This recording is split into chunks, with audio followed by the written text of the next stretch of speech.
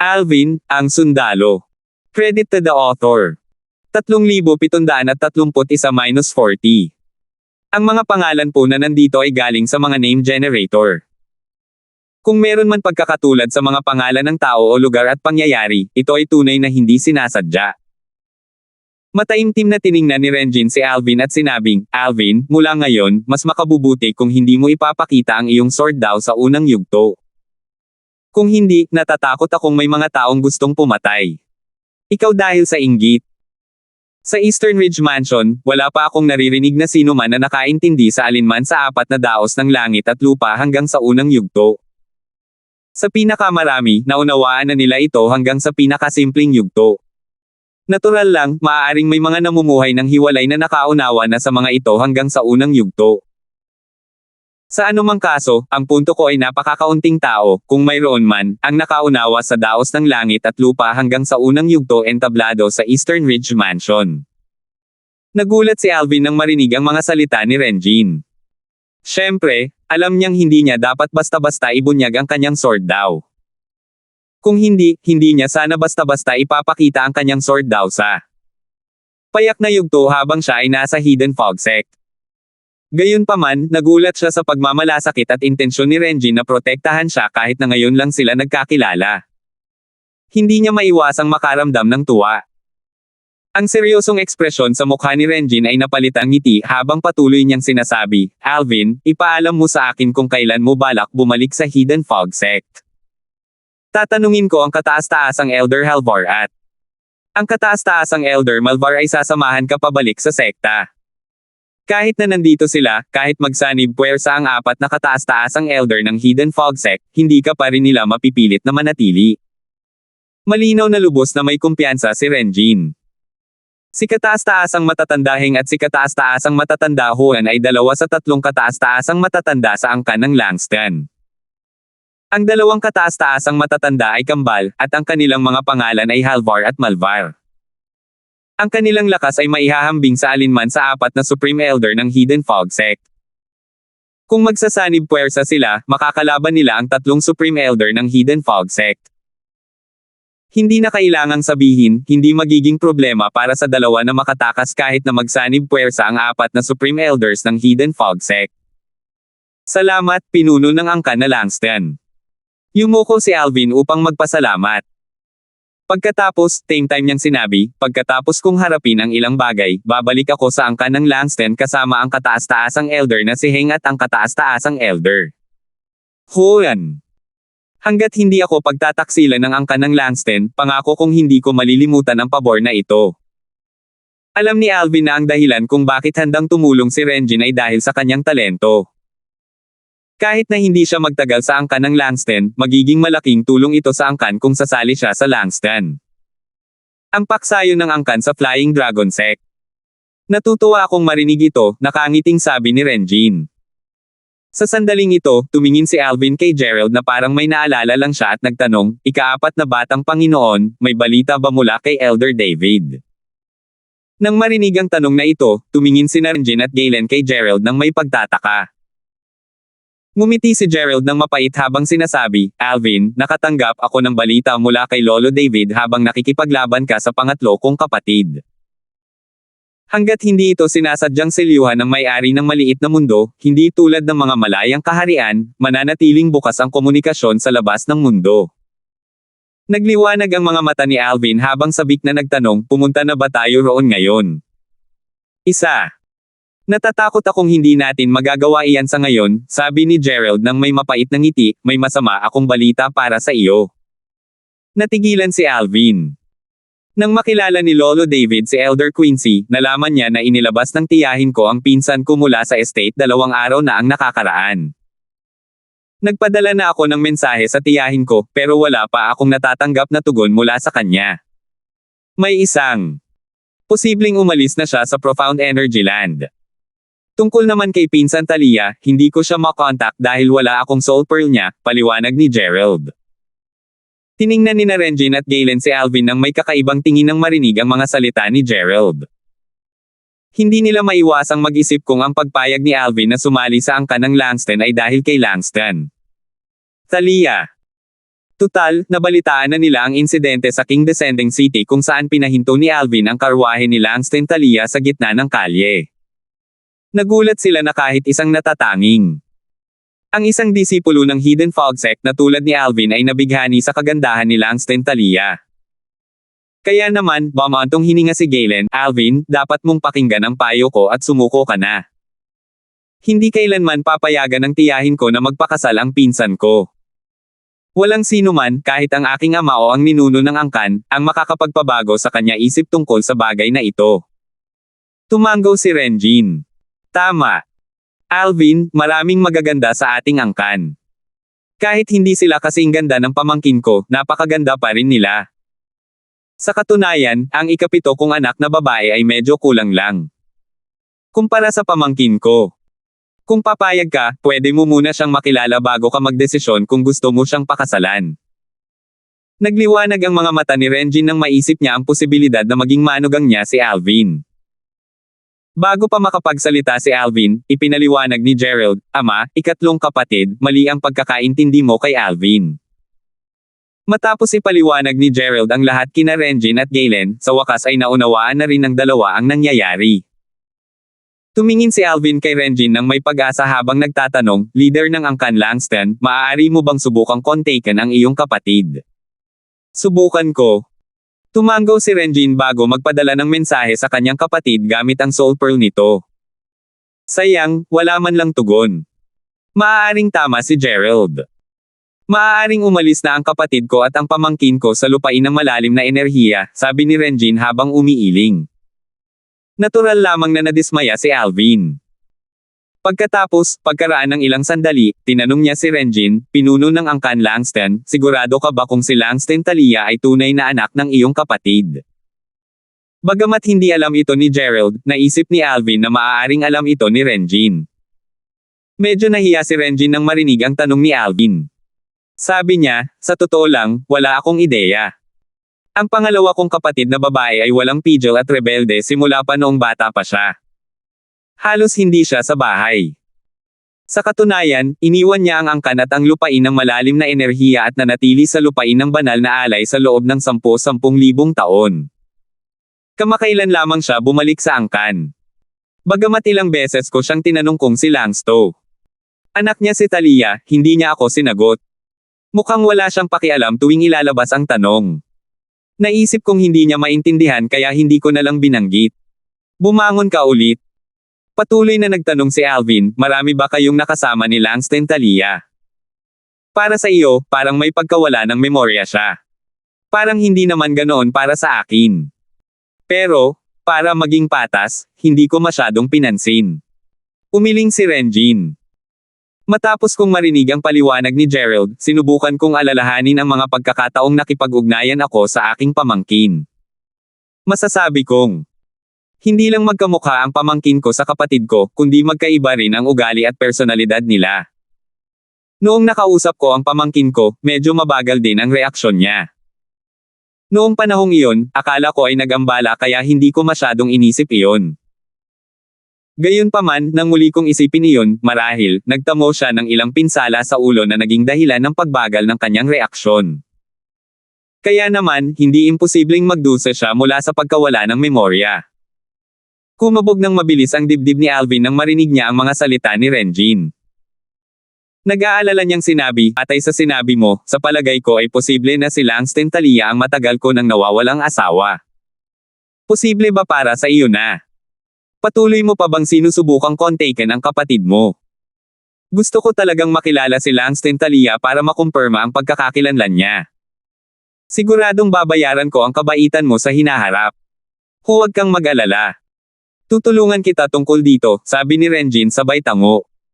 Nang marinig ito, mapait na napangiti si Gerald. Alvin, mukhang wala ka ng utang na loob sa akin ngayon.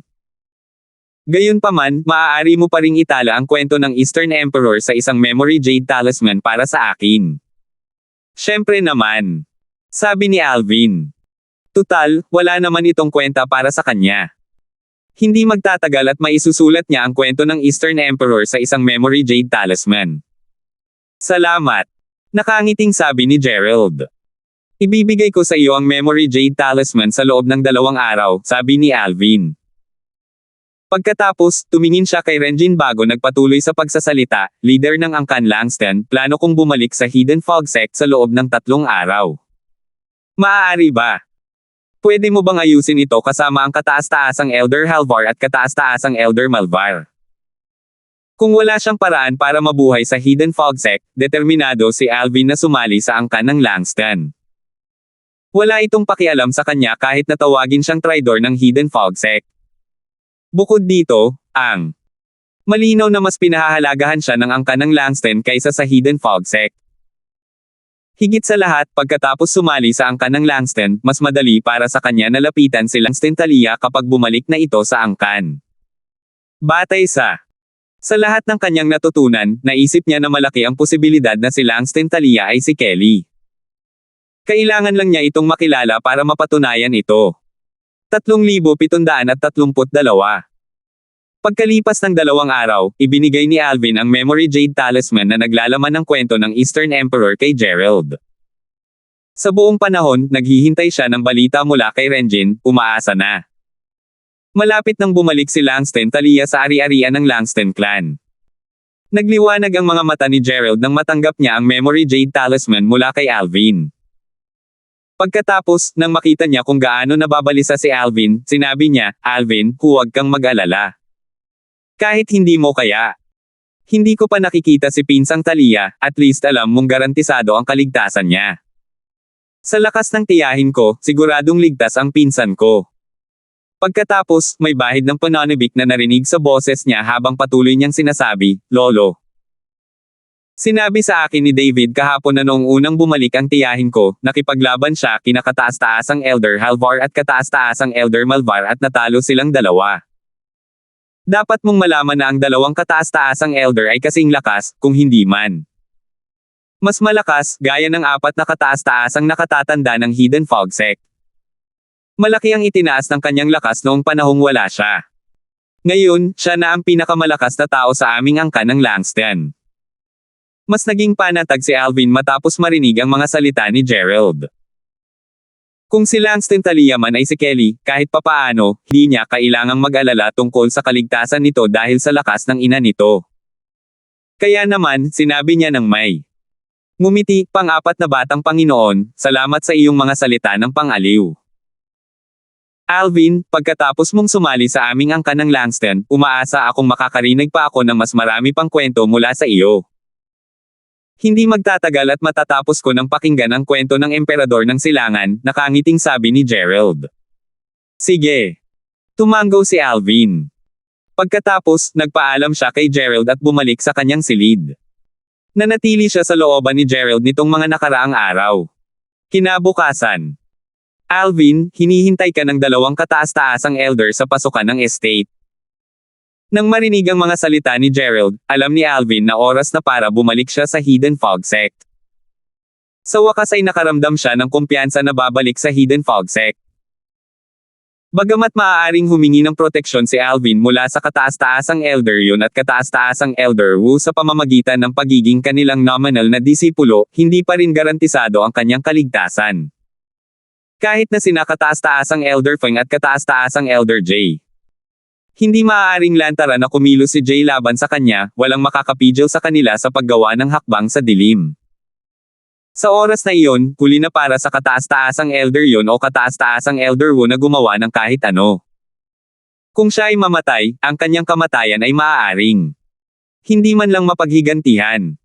Tutal, siya ay magiging kanilang nominal na disipulo lamang. Bukod dito, dahil patay na siya, para sa ikabubuti ng Hidden Fog Sect, tiyak na hindi hahanapin nina Supreme Elder Yun at Supreme Elder Wu. Gulo kina Supreme Elder Feng at Supreme Elder Jay. Kahit na gusto nila siyang ipaghiganti, tiyak na pipigilan siya ng iba pang matataas na opisyal mula sa Hidden Fog Sect para sa ikabubuti ng sekta. Noon pa man ay ganito nakalupit ang mundo. Ito ang dahilan kung bakit hindi nagmamadali si Alvin na bumalik sa Hidden Fog Sect matapos maging isang simpleng hari ng mga Diyos. Gayunpaman, determinado siyang bumalik sa sekta kahit na mapanganib ito. Gayunpaman, sa tulong ng Angkan ng Langston, wala nang panganib na bumalik siya sa Hidden Fog Sect. Nang lumabas si Alvin mula sa kanyang silid, nakita niya si Renjin na naghihintay sa labas ng silid upang ihatid siya palabas ng lupain ng angkan. Pagdating nila sa pasukan ng ari-arian ng angkan ng Langston, isang matandang lalaki na nakapula ang damit, na nakalutang sa kalangitan, ang nagtanong, "Ikaw si Alvin?" Malaki ang tiyan ng matandang lalaki, at ang kanyang mukha ay mukhang mabait at mabait. Kapag siya ay ngumingiti, halos hindi maaninag ang kanyang mga mata. "Opo, Senior," sagot ni Alvin bago siya agad na lumingon sa matandang lalaki na nakatayo sa tabi ng matambok at pulang-pulang matandang lalaki. Ang taas ng isa pang matandang lalaki ay kapareho ng matandang mataba at nakapulang damit, ngunit payat ito. Sa kabila ng magkaibang laki ng kanilang mga katawan, magkapareho pa rin ang kanilang mga katangian sa mukha. Gayunpaman, mahirap pa ring sabihin na sila ay kambal dahil sa pagkakaiba ng laki. Sumulyap muna si Renjin sa matambok na matandang lalaki at sinabing, "Alvin, ito ang kataas-taasang Elder Malvar." Pagkatapos, sumulyap siya sa payat na matandang lalaki at sinabing, "At ito ang kataas-taas Elder Halvar." Siya ang kataas-taasang Elder. Ang kakambal ni Juan si Malvar. Tumango ang payat na matandang lalaki na si Halvar kay Alvin. Malinaw na mas tahimik siya kaysa sa kanyang kakambal na si Malvar. Patuloy na sinabi ni Langston Rengia, "Mga nakababatang tiyuhin, ito ay..." Ikinumpas ni Malvar ang kanyang kamay at sumingit, "Sige, hindi mo na kailangang ipakilala siya dahil naikwento mo na sa amin ang tungkol sa kanya 3 araw na ang nakalipas. Maaari ka nang bumalik ngayon. Huwag kang mag-alala. Walang sino man ang maaaring manakit sa kanya habang nandito tayo." Ang matambok na si Malvar ay mukhang masayahin at mabait kumpara sa tahimik na si Halvar. "Pasensya na sa abala sa inyo tungkol dito, mga nakababatang tiyuhin. Iiwan ko na sa inyo ang bagay na ito," sabi ni Renjin. Dahil sina Halvar at Malvar ay ilang henerasyong mas matanda kay Renjin, kinailangang tawagin sila ni Langston Rengia bilang mga nakababatang tiyuhin. Ang dalawa ang mga haligi ng angkan ng Langston at lubos na iginagalang sa angkan.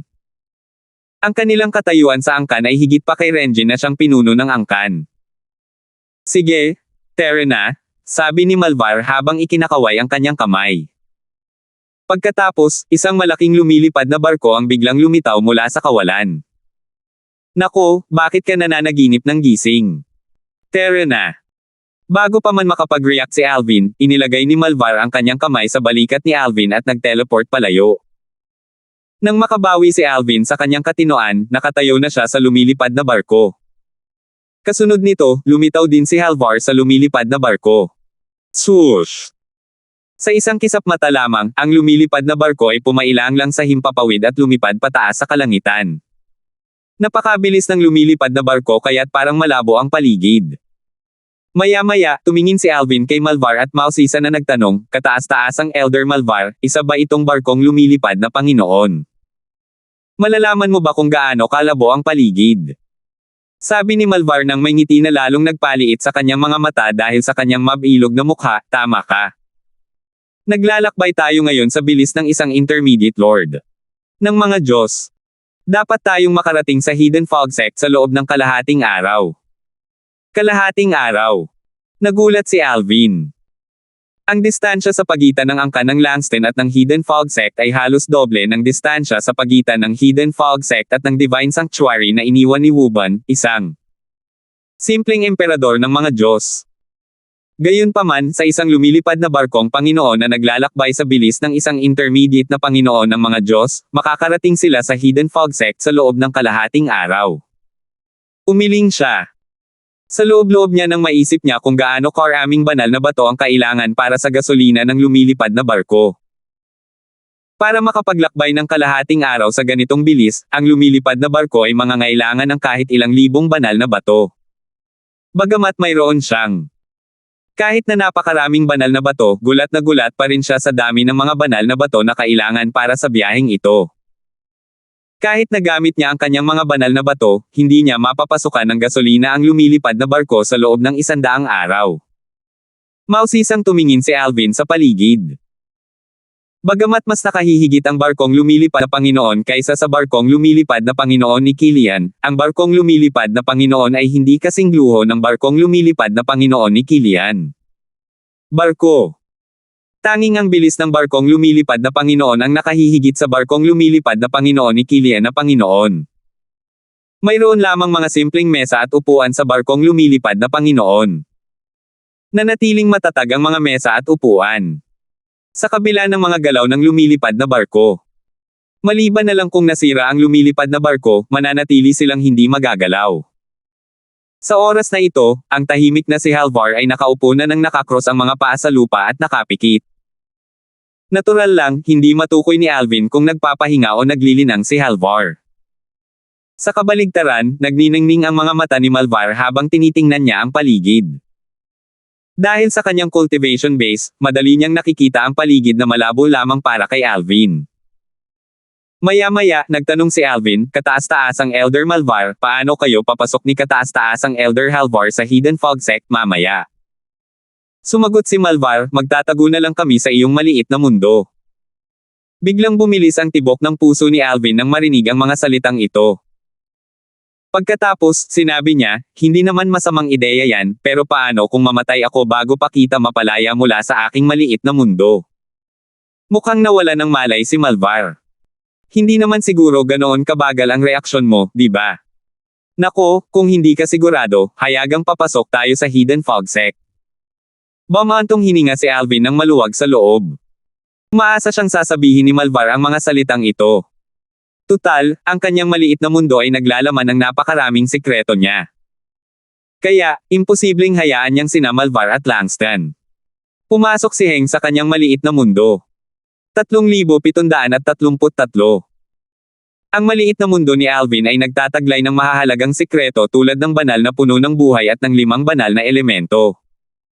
Malamang na mamamatay siya kung mabubunyag ang mga sikreto. Tutal, kahit ang mga pinakamakapangyarihang tao ay hindi magagawa. Labanan ng tukso ng banal na puno ng buhay at ng 5 banal na elemento. Bagamat walang silbi ang dalawang bagay na iyon sa mga Supreme Powerhouse, hindi imposible para sa mga Supreme Powerhouse na pagnasaan ang mga bagay na iyon. Dahil maaari nilang ibigay ang mga ito sa kanilang mga inapo. Nang pumayag si Malvar na pumasok sa Hidden Fog Sect ng mag-isa, natural na nakahinga ng maluwag si Alvin. Sa natitirang bahagi ng paglalakbay, si Alvin ay nakaupo nang nakakross ang mga paa at nagpahinga. Lumipas ang kalahating araw sa isang kisap mata lamang. Nakarating na tayo. Iminulat ni Alvin ang kanyang mga mata nang marinig niya ang boses ni Malvar. Tumingin siya sa labas at natuklasan na ang lumilipad na barko ay papalapit na sa lupain ng Hidden Fog Sect. Kasabay nito, iminulat ni Halvar ang kanyang mga mata at bumangon. Sandaling kumislap ang kanyang mga mata sa kanyang walang ekspresyong mukha. Same time na sinabi ni Malvar, bata, magiging invisible kami at susundan ka papasok sa sekta. Kailangan mong manguna. Kung hindi, matutukoy tayo ng sect guarding formation ng Hidden Fog Sect. Bukod sa pormasayon, walang sino man ang makakagawa nito. Hindi nila kayang matukoy ang ating presensya maliban na lang kung sila ay Panginoon ng mga Diyos o mas malakas pa. Tumanggaw si Alvin. Kanina pa niya iniisip kung paano makakalusot ang dalawa sa Hidden Fog Sect nang hindi natutukoy. Kahit na ang dalawa ay mga Lord of Gods, ang sect guarding formation ng Hidden Fog Sect na naipasa sa maraming henerasyon ay medyo makapangyarihan. Matapos makinig kay Gerald, napagtanto niya na malalampasan ng dalawa ang detection mula sa formation basta't siya ang unang pumasok dala ang kanyang tanda pagkakakilanlan. Pagkatapos nilang bumaba sa lumilipad na barko at itinabi ni Malvar ang lumilipad na barko, pinanood ni Alvin ang mga katawan ng magkapatid na umaalo na parang tubig bago ito naging malinaw at tuluyang nabago ng hindi nakikita. Ang batas ng tubig. Dahil dito, nalaman ni Alvin na ginamit ng dalawa ang batas ng tubig para itago ang kanilang mga sarili. Umalis ka na. Huwag kang lumingon para maiwasan ang paghihinala. Susundan ka namin ng malapitan. Tumanggaw si Alvin bago pumasok sa lupain ng Hidden Fog Sect. Madali niyang nalagpasan ang sect guarding formation na nagpoprotekta sa paligid ng lupain gamit ang pagkakakilanlan ng kanyang pangunahing disipulo. Tanda. Ilang sandali lang, bumalik siya sa kanyang patio sa cultivation ground para sa mga core disciples. Sa oras na ito, kumakalat ang mga chismis tungkol sa pagkawala ni Alvin sa Hidden Fog Sect dahil sa kakulangan ng balita tungkol sa kanya. Bukod dito, maraming tao ang nakakaalam na si Joe ay pumunta sa King Descending City upang hanapin si Si Alvin. Gayunpaman, iilang tao lamang ang nakakaalam kung bakit hinahanap ni Joe si Alvin. Kaya naman, nakuha ni Alvin ang atensyon ng lahat sa sandaling lumitaw siya. Si Alvin yan. Bumalik na si Alvin. Ngumisi si Alvin sa loob-loob niya. Kung hindi ako nagkakamali, dapat ay dumating na si Joe sa lalong madaling panahon. Bago bumalik si Alvin sa Hidden Fog Sect, nakatanggap siya ng mensahe mula kay Wu Feng na nagsasabi sa kanya na si Joe ay pumunta sa King Descending City upang hanapin siya matapos makatanggap ng balita na siya ay nasa King. Pababang lungsod. Gaya ng inaasahan ni Alvin, hindi nagtagal ay hinanap siya ni Joe. Alvin. Umalangaw-ngaw ang galit na boses ni Joe sa buong cultivation ground ng core disciple. Isa-isa, lumipad sa ere ang mga pangunahing disipulo ng Hidden Fog Sect. Hindi ba't boses iyan ni Senior Brother Joe? Oo. Nabalitaan kong pumunta siya sa King Descending City para hanapin si Alvin dati. Mukhang bumalik na si Alvin. Tama iyan. Nabalitaan kong may nakakita kay Alvin kanina. Hindi nagtagal at lumitaw din si Joe. Madilim ang kanyang ekspresyon habang nakatitig sa patio ni Alvin ng may masamang tingin. Ang kanyang banal na enerhiya ay tila sa isubog sa anumang paggalaw. Kalmadong lumipad si Alvin sa ere at tiningnan si Joe mula sa malayo na may bahagyang ngiti sa kanyang mukha. Walang pakialam niyang tanong, Senior Brother Joe, anong problema? Matapos magtago ng matagal, sa wakas ay handa ka nang bumalik sa sekta. Nakakunot ang noo ni Joe. Nang makita niya kung gaano katahimik si Alvin, iniabot niya ang kanyang banal na kamalayan upang siyasatin si Diane Alvin. Pagkatapos, sabi niya ng may pang-uuyam, hindi nakakapagtaka na bumalik ka. Lumalabas na nakalusot ka at naging isang panimulang hari ng mga Diyos. Agad na nagdulot ng kaguluhan ang mga sinabi ni Joe. Nakalusot na ba si Alvin? Wala pa nga siyang 3,000 taong gulang, di ba? Para maging eksakto, wala pa nga siyang 2,800 taong gulang. Mga langit. Hindi lamang napakalalim ng kanyang pag-unawa sa batas ng kalawakan, kundi siya rin ang naging unang advanced god na naging core disciple ng Hidden Fog Sect sa loob ng 10,000 taon. Ngayon, nalampasan na niya ang mabuhay at maging isang simpleng hari ng mga Diyos. Natatakot ako na ang mga ordinaryong intermediate na hari ng mga Diyos ay hindi nakapantay niya. Tama iyan. Hindi siya kayang tapatan ng isang pambihirang intermediate king of gods tulad ni Senior Brother Joe. Tutal, kayang talunin ni Senior Brother Joe ang mga ordinaryong advanced king of gods. Walang ekspresyong tiningnan ni Alvin si Joe habang ang mga pangunahing disipulo sa paligid ay masigasig na nag-uusap sa isa't isa. Tinanong niya, anong ibig mong sabihin, Senior Brother Joe? Ngumisi si Joe. Nakalimutan mo na ba ang pangako mo ilang buwan na ang nakalipas? Nagkunwaring nalilito si Alvin at nagtanong, pangako? Anong pangako? Agad na dumilim ang ekspresyon ni Joe. Kumislap ang kanyang mga mata nang sabihin niya, mukhang hindi mo man lang pinansin ang mga sinabi ko. Ngumiti si Alvin at magalang na nagtanong, Senior Brother Joe, hindi ko talaga maalala kung ano ang ipinangako ko sa iyo. Maaari mo bang sabihin sa akin kung ano iyon? Napakagaling. Nagngalit si Joe at sinabing, Alvin, parang pagkatapos mong maging isang simpleng hari ng mga Diyos, akala mo ba ay mababaliwala mo ang mga sinasabi ko? Kalmadong tiningnan ni Alvin si Joe. Hinihintay niyang si Joe ang unang umatake para makaganti ito. Ayon sa mga patakaran ng Hidden Fog Sect, hindi siya magkakasala sa pagpatay kay Joe kung si Joe ay ang pagkukusa na atakihin siya. Maituturing itong pagtatanggol sa sarili. Hindi niya inaasahan na bago pa man makakilos si Joe, isa na namang figure ang lumitaw. Ito ay walang iba kundi si Saul. Si Senior Brother Palmer ako. Nandito na si Senior Brother Palmer. Nasa sabik ang mga pangunahing disipulo na makita si Saul. Tutal, isa siya sa 3 pinakamalakas na pangunahing disipulo. Bagamat isa lamang siyang intermediate king of gods, mas malakas siya kaysa sa maraming inner. Mga elder ng Hidden Fog Sect. Kahit na hindi siya disipulo ng Supreme Elder Feng, idolo pa rin siya ng maraming tao sa Hidden Fog Sect. Ngumiti si Saul sa mga tao bago niya sinabi kay Joe nang may panunokso, Joe, bakit mo ako tinawag? Natatakot ka ba sa kanya? Si Alvin ay isa ng panimulang hari ng mga Diyos, mahinang sagot ni Joe, bagamat sa tingin ko ay hindi siya kapantay ko, tila napakalakas ng kanyang loob. Tutal, nang ahas siyang bumalik ng hayagan sa sekta. Para makasiguro, ako. Tinawagan ka namin. Likas na maingat si Joe. Isa ito sa mga dahilan kung bakit napakarami niyang nagawa at naging disipulo ng kataas-taasang elder na si Jay. Bukod dito, mas gugustuhin pa niyang magkautang kay Saul kaysa mapahiya ang kanyang sarili sa harap ng karamihan. Napakaingat, sabi ni Saul bago tumingin kay Alvin at walang pakialam na sinabi, Junior Brother Darfield, hindi ko inaasahan na magkikita tayong muli ng ganito kaga.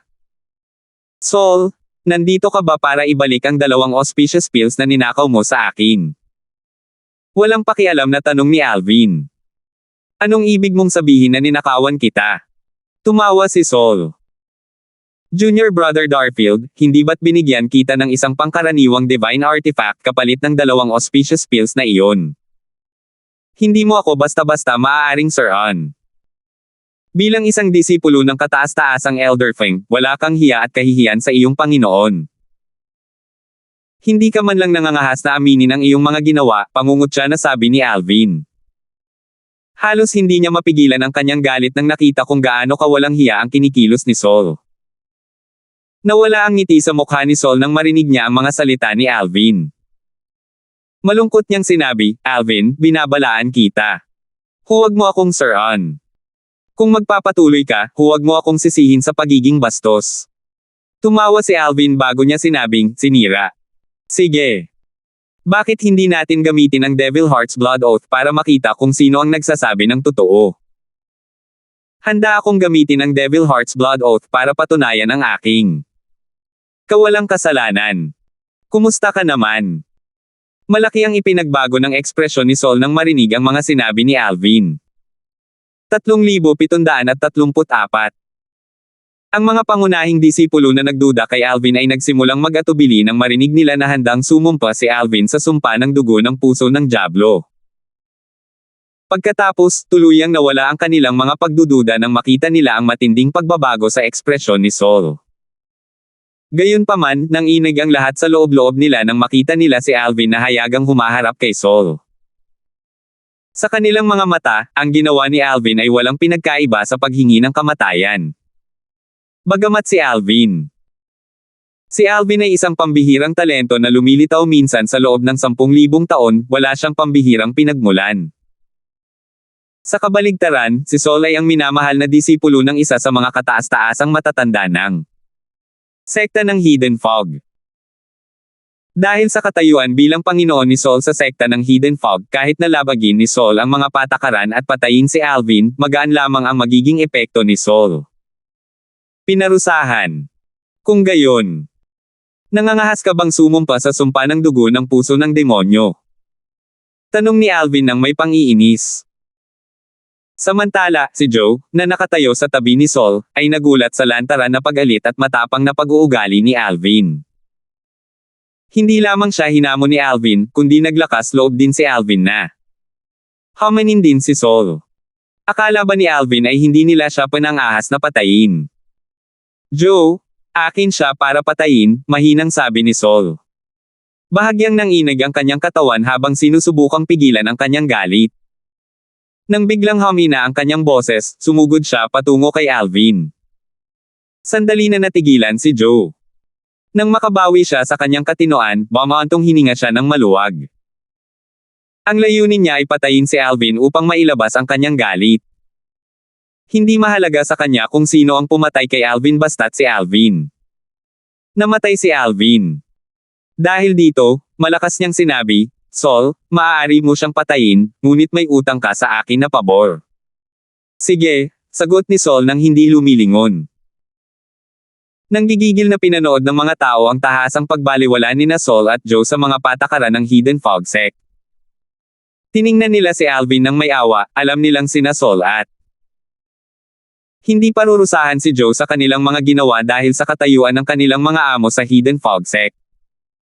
Bumaantong hininga sila ng may panghihinayang. Sayang naman. Mawawala ng Hidden Fog Sect ng isang kahangahangang nilalang na maihahambing kay Wyatt dahil kina Saul at Joe. Kasabay nito, si Zhang Jin, ang elder na dating nanguna kay Alvin sa cultivation ground ng mga pangunahing disipulo, ay tahimik na nakamasid mula sa malayo. Bilang elder na naka-duty sa cultivation ground ng mga pangunahing disipulo, dapat siyang makialam sa alitan na ito sa pagitan ng mga pangunahing disipulo. Gayunpaman, kinabahan siya nang makita niyang ang mga sangkot ay sina Joe at Sol. Maaari siyang parusahan ng sekta dahil sa hindi pagtupad sa mga utos na ito. Gampanan ang kanyang tungkulin, ngunit mamamatay siya kung pipigilan niya sina Sol at Joe ngayon. Kaya naman, kahit na nagsisisi, napabuntong hininga na lamang siya habang nakatingin kay Alvin. Nagdalamhati si Zhang Jin sa loob-loob niya, "Alvin, bakit ka bumalik kung alam mong gusto ka nilang patayin? Kahit na isa ka ng simpleng hari ng mga Diyos, wala ka pa ring laban sa kahit sino sa kanila." Kasabay nito, ang mga pangunahing disipulo sa paligid ay nagsimulang magpadala ng mga mensahe sa kanilang mga kaibigan, sinasabi sa kanilang mga kaibigan na hayagang gumawa ng hakbang si Sol upang patayin si Alvin. Kumalat na parang sunog sa kagubatan ang mga balita tungkol dito. Maging si Fraser ay nakatanggap ng balita tungkol dito. Naging malungkot ang kanyang ekspresyon habang iniisip, kailan kaya nasaktan ni Alvin sina Sol at Joe? Pumunta ba si Joe sa King Descending City dati para patayin si Alvin? Sus Mariosep. Hindi simple ang pagkakakilanlan ni Alvin. Kung mamamatay siya sa Hidden Fog Sect, magiging nanlamig si Fraser nang maisip niya ang mga kahihinatnan nito. Nakita niya kung gaano kaitikot ang angka ng song kay Alvin habang nasa restaurant sila sa Skywind City. Hindi nagtagal ay naalala ni Darfield. Natuklasan ni Alvin na si Alvin ay may kakaibang pinagmulan. Ipinapalagay niya na si Alvin ay nagmula sa isang puwersang may ranggong Panginoon. Simula noon, ginulo niya ang ninuno. Nangangkan ng song ng paulit-ulit na humingi ng kasagutan ngunit walang naging resulta. Kamakailan lamang ay nagsawa na ang ninuno ng angkan ng song sa kanyang pang-aabala at ikinwento sa kanya kung paano si Alvin ay kasama ang isang dalagitang babae na pinuprotektahan ng isang eksperto na kahit papaano ay isang pambihirang panimulang Panginoon ng mga Diyos. Sa Hidden Fog Sect, ang apat na pambihirang panimulang Lords of Gods lamang ang mga kataas-taasang elder ng sekta. May isip ng isa kung anong uri ng persa ang kinabibilangan ng dalagitang babae para sa kanyang bodyguard na isang pambihirang panimulang Panginoon ng mga Diyos upang maging isang personal na bantay lamang. Malamang na ang binatilyo at ang kanyang bantay ay mula sa isang puwersang may ranggong emperador. Masama ito. Naisip ni Fraser sa sarili. Hindi niya maiwasang manginig ng maisip ang mga kahihinatnan kung sakaling mapatay ni Sol at Joe si Alvin. Habang nagpapanik si Fraser, bigla siyang nakatanggap ng mensahe mula sa kanyang pamangkin na si Maxine. "Tio, kailangan mong iligtas si Alvin." Halatang balisa si Maxine. Nakabawi si Fraser at dali-daling tumugon kay Maxine bago ito sumugod patungo sa cultivation ground ng mga pangunahing disipulo. Kailangan niyang pigilan sina Sol at Joe. Kung hindi, maliban na lang kung ang flying. Kung handang makialam ang Dragon Sect, ang Hidden Fog Sect ay makakaranas ng kapahamakan. Kasabay nito, nakipag-ugnayan si Fraser kay Sergio, ang dekano ng Hidden Fog Academy at ang pangalawang pinuno ng sekta ng Hidden Fog. Mabilis niyang ikinwento ang nangyayari at ibinahagi ang impormasyon na nakuha niya mula sa angkan ng song. Pangalawang pinuno ng sekta Muring, natatandaan mo ba ang subasta ng angkan ng Blackwell? Natatandaan mo ba ang misteryosong dalagitang babae na sinamahan ng isang makapangyarihang Panginoon ng mga Diyos? Ang binata sa silid na kasama nila na. Ang nakakuha ng 3 banal na Pildores ay si Alvin. Napatunayan ko ang bagay na ito sa angkan ng song. Nang panahong iyon, may isang tao mula sa angkan ng song ang pumasok sa silid ni Alvin at nakilala siya. Pangalawang pinuno ng sekta. Merong, wala akong soul pearl ng sect leader. Kailangan mong kontakin agad ang sect leader at sabihin sa kanya na pigilan sina Sol at Joe sa pagpatay kina Alvin. Natatakot si Fraser na baka huli na ang lahat pagdating niya sa cultivation ground kaya umaasa siyang maipapaalam ni Sergio sa sect leader ng Hidden Fog Sect para pigilan si Sol at Joe. Mabilis na makakausap ng pinuno ng sekta ang dalawang kataas-taasang elder na siyang makakapidyo sa kani-kanilang mga disipulo. Naniniwala siya na kung malalaman ng pinuno ng sekta ang kalubhaan ng bagay na ito, ang sekta ay tiyak na mapipigilan ng pinuno sina Saul at Joe. Kasabay nito, nagulat si Sergio nang marinig ang mga salita ni Fraser. Hindi na siya nag-aksaya ng oras at dali-daling nagpadala ng mensahe sa vice sect leader ng Hidden Fog Sect. Ang ekspresyon ng pinuno ng sekta ng Hidden Fog Sect ay lubhang nagbago matapos matanggap ang mensahe ni Sergio. Nagtanong siya, sigurado ka bang si Alvin ang binata mula sa subasta ng angkan ng Blackwell? Sina Sergio at ang pinuno ng sekta ng Hidden Fog Sect ay sabay na sumali sa sekta kaya nagkaroon sila ng magandang relasyon. Madalas silang nag-uusap kaya alam ng pinuno ng sekta ang insidente noong panahon ng Blackwell clan. Subasta. Kumalabog ang kanyang puso nang maisip niya kung paano balak patayin nina Saul at Joe si Alvin. Nag-aalalang sinabi ni Sergio, maaaring beripikahin ang mga miyembro ng angkan ng Song sa Skywind City ang bagay na ito. Pinuno ng sekta, dapat nating pigilan agad sina Saul at Joe. Hindi pa huli ang lahat para beripikahin natin. Uulitin natin ang bagay na ito pagkatapos natin silang pigilan. Kung hindi, huli na ang lahat. Handa ka bang sumugal? Mabilis na bumalik sa dati ang katinoan ng pinuno ng sekta ng Hidden Fog Sect at nagpadala ng mensahe kina Supreme Elder J at Supreme Elder Feng upang pigilan ang kani-kanilang mga disipulo sa pagpatay kay Alvin. Natural lamang na nagulat sina kataas-taasang Elder J at kataas-taasang Elder Feng nang malaman nila ang bagay na ito. May pambihirang pinagmulan si Alvin. Kapatid siya ng isang babaeng ang personal na bantay ay isang Panginoon ng mga Diyos. Isang personal na bantay na isang pangunahing Panginoon ng mga Diyos. Naisip ni kataas-taasang Elder J, hindi nakakapagtaka na tumanggi si Alvin na maging disipulo ko. Lumalabas na mayroon siyang pambihirang pinagmulan. Kailangan kong pigilan si Saul. Nang ilabas ng dalawang kataas-taasang elder ang mga soul pearl ng kani-kanilang mga disipulo mula sa kanilang mga spatial ring, natuklasan nila na nabasag na ang mga soul pearl ng kanilang mga disipulo. 3,735. Sa lugar ng pagsasanay ng mga pangunahing disipulo. Ang mga pangunahing disipulo at si Zhang Jin, ang panloob na elder, ay siguradong mamamatay si Alvin kapag umatake si Saul. Bagamat nagpakita si Alvin ng nakakagulat na lakas noon at naging isang simpleng hari ng mga Diyos, hindi nila inisip na si Alvin ay kayang makipagsabayan kay Saul. Kung tutuusin, hindi lamang mas malakas si Saul kaysa sa maraming inner elder, kundi pati na rin ang kanyang talento at ang mga kasanayan sa pag-unawa ay itinuturing na napakahusay din sa Hidden Fog Sect. Ang pag-unawa ni Saul sa batas ay hindi mas mababa kay Alvin. Bukod dito, pareho silang mayroong kahit isang katamtamang banal na artifact. Bilang isang katutubo ng Realm of Gods, si Saul ay may kalamangan sa kanyang bloodline power. Bagamat na master na ni Alvin ang sword daw hanggang sa pinakasimpleng yugto, at ito ay malakas, hindi nito mapunan ang kakulangan dahil sa mas mataas na cultivation base at bloodline power ni Saul. Mamamatay si Alvin. Ang mga minamahal ng langit ay namamatay ng bata. Nang sumugod si Saul, inilabas niya ang kanyang katamtamang banal na artifact at umatake ng buong lakas, na walang iniwang lugar para ipagtanggol ni Alvin ang kanyang sarili. Tumingin ang lahat kay Alvin ng may awa at bahid ng kalungkutan sa kanilang mga mata. Bagamat karaniwang tahimik ang mga disipulo ng apat na kataas-taasang elder ng Hidden Fog Sect, kapag gumawa sila ng hakbang, tiyak na magiging kaawa-awa ang kahihinatnan ng kanilang mga target. Karapat-dapat ka rito. Ang lakas ng loob mong hamanin ako. Pangiinis ni Joe. Ang kanyang mga mata ay puno ng pagkadismaya habang nakatingin kay Alvin at sinabi sa pamamagitan ng voice transmission, Alvin, mabuti na lang at matapang, pero kahangalan ang maging matapang kung wala kang lakas para suportahan ito.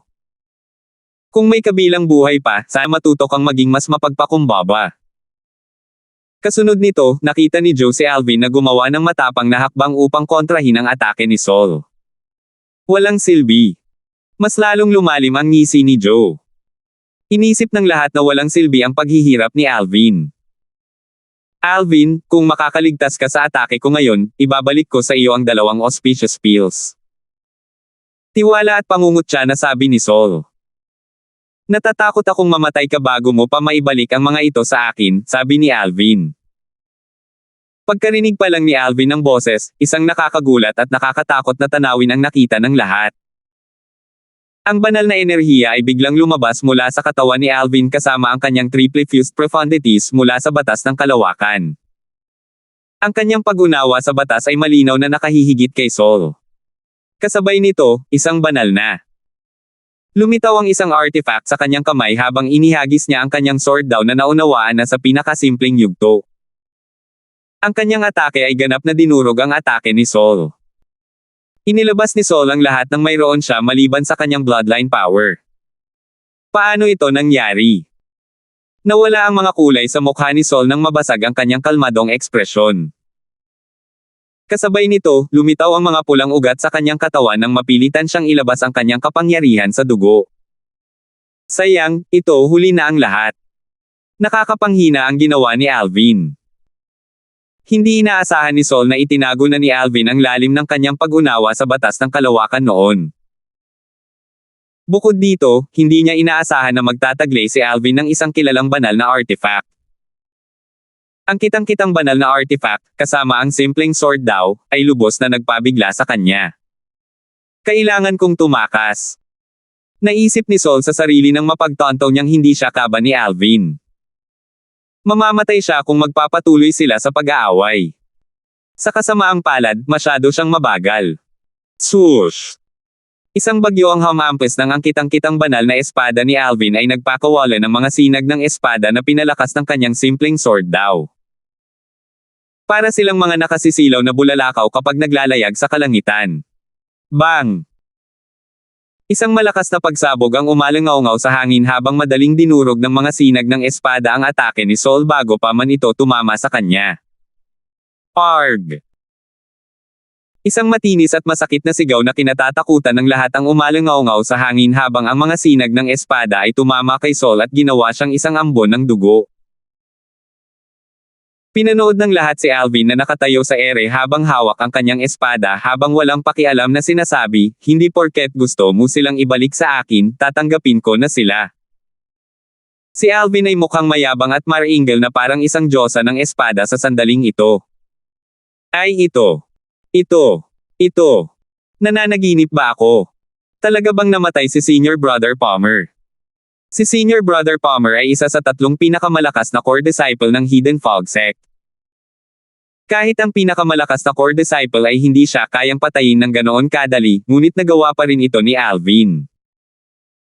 Hindi ba't ibig sabihin nito ay si Alvin ang pinakamalakas na core disciple sa Hidden Fog Sect? Kalimutan mo na kung siya ba ang pinakamalakas na core disciple o hindi. Sa tingin mo ba ay papakawala na siya ni Supreme Elder ngayong napatay na niya si Senior Brother Palmer? Si Senior Brother Palmer ang pinakamamahal na disipulo ni Supreme Elder Feng.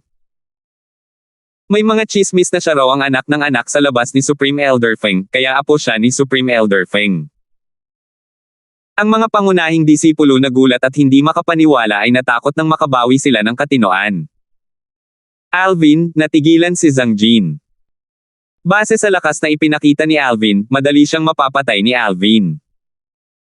Bagamat isa siya sa mas malalakas na Inner Elder, ang lakas niya ay kapantay ng si Joe pa lang, ibig sabihin ay medyo mas mahina siya kaysa kay Sol. Hindi. Ay imposible. Si Joe, na nakatayo sa malayo, ay natigilan.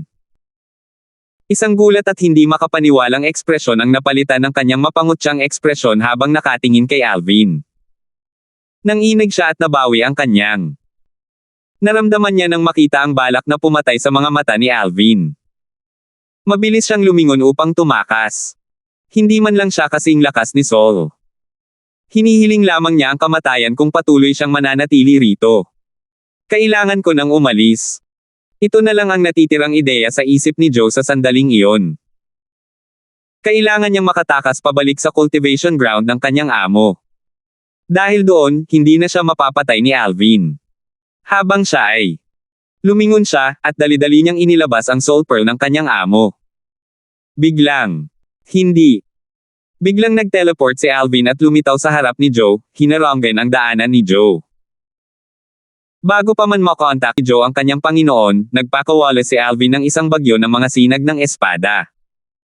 Walang balak si Joe na labanan ang atake. Gusto lang niyang tumakas. Alam niyang anumang gawin niya ngayon ay magiging walang saysay sa harap ng atake ni Alvin. Bang! Katulad ni Saul, si Joe ay sumabog at naging ulap ng ambon ng dugo. Ang mga pangunahing disipulo na kakagaling lang mula sa kanilang pagkabigla ay muling natulala. Swoosh! Swoosh! Swoosh! Sa oras na ito, sunod-sunod na sumugod ang maraming figure mula sa lahat ng direksyon. Nagtakbuhan ang mga disipulo at matatanda na unang nakatanggap ng balita. Gayunpaman, isang ulap ng hamog na nakalutang sa kalangitan lamang ang kanilang nakita habang nakatayo si Alvin na nakapatong ang mga kamay sa kanyang likod. Itinago na ni Alvin ang kanyang kilalang banal na artifact sa sandaling ito. Nagtinginan ang mga bagong dating na may kalituhan. Nang hindi nila makita sina Saul at Joe, pakiramdam nila ay naloko sila. Ano ang sitwasyon? Hindi ba't sinabi mong gusto ni na Saul at Joe na patayin si Alvin? Nasaan sila? Yim-ing. Nagsinungaling ka sa akin, di ba? Samantala, si Fraser, na kara-rating lang, ay mukhang nakahinga ng maluwag nang makita niya si Alvin.